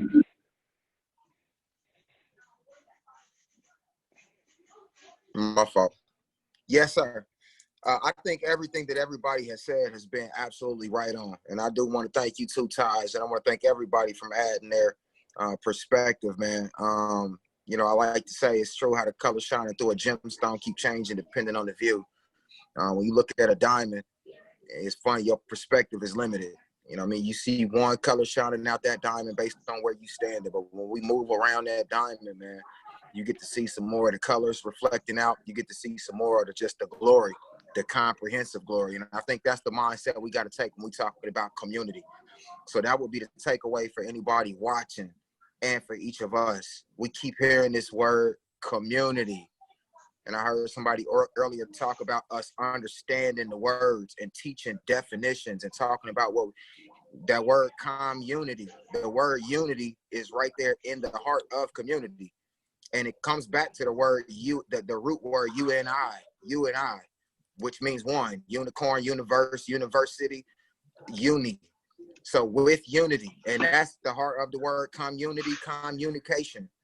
So everything that we've just got done talking about as far as the law enforcement, the commanders, the chiefs, the organizational leads, the city county councilmen and women, that great list of organizations that Brother Kenneth dropped on there, from 10-Point Coalition to NAACP to Expo to Eastern Star to the churches represented, Nation of Islam to, I mean, there's so many chapters. And once the community starts to re-engage those and become the populace, we become the power of those entities of organizations, I think we're going to see some real true change. The last thing I say outside of getting involved and getting engaged back in those communities, man, and this is somewhat unpopular in our communities, and I'm not talking about religion either, but we have to realize that God is real and that God lives. And that God's heart is broken over seeing people who no longer love him, no longer honor him, no longer acknowledge him. And until we return to our God, man, he's ready to work with us, for us, and be the unity that binds us. But bro, we got to come back to acknowledging him as God. They ain't saying we got to do everything perfect religiously, but until we get back to at least the point of saying, God, we want to bring you back into our hood, bring you back into the community. And be the power of those communities, man. I think that's where we'll see some real change. Right on. Thank you, Percy, man. Actually, I need to holler at you after this call to make sure this thing saves, and then we can get this reposted. Yeah, definitely. I got you, bro. I got you. My man. Hey, Reese, on you. It is impossible to follow behind such ingenuity. It is impossible to follow behind such great genius, such great minds on this. There is nothing that I can say. It has been said, and it has now been written. I think we just need to get to it, as it's been spoken before. Let's go. You know how I do it. When God says move, we move. So the time is now. You know how we get down. I am blown away by this conference call. Like, I'm almost upset that it's ending, to be honest. You kings and queens, that's all I can say, brother. All right, man. I appreciate it. And again, all the notes, if anybody's taking notes, please share those. I got my email address in the comment section. These folks can come up with something after this. Any contact information. So can y'all send that to me? Anybody got the notes or whatever? Okay. Can y'all hear me? Yeah, we can hear you. Okay. Yeah. Got to make sure. Can I give 2 of us really quick? We hear you. Despite your boost, we hear you. Go ahead, Ashley. Go ahead, Ashley. P, repent. I'm sorry. I repent. Go ahead, Ashley. So on June 11th, there's a collective of neighbors that actually, of all different neighborhoods, are fighting for a gas station petition, or a gas station public hearing to not be approved. So if you have organizations that are willing to show up on the 11th at 1 o'clock, please do so. I don't know about you, but I'm tired of seeing a corner that can be for a community center now go for gas station pumps, right? And that's a great opportunity to not only just being there, help make change, but also encourage these neighbors that are fighting hard to be recognized. So please, like, if you want to be involved in that stuff, let me know. And then also as well, quality of life plans, understanding activities, community partnerships, how you can all work together. I will be more than happy to be of any resource, especially too from a political advocacy lens, because again, if I have a gift, it should be a gift for everybody. So I want to be available. So my final word is this. Man, I loved it. And I wish I could go all night with you, but fortunately, everything, it's going to come to an end and we can pick this up on another time. He spoke on accountability. So we're going to hold each other accountable. Let's do that. Let's have another follow-up. Maybe in a month we do this again, and then we follow up from the last conversation and see where we're at from a progress standpoint. But at the end of the day, man, I love y'all and I love my people, man. And I just want to see something different from the neighborhoods when I travel through them, I'm riding through them. When we out and about and we're showing people that we actually know how to act, and we don't have to act ignorant and fool to be, we don't have to act that way. I just want us to win. That's it. From you to you to you, everybody, I just want everybody to win, and I just want to see the community in every area of the world just come up. I'm tired of it. So this is the first of many, and I just want to say I love y'all and I love my people, and I just want to see everybody win. Thank you. Peace, y'all. God bless. Good stuff, y'all. Very good stuff, Careful, man. y'all have a good one. King, we out. Be well.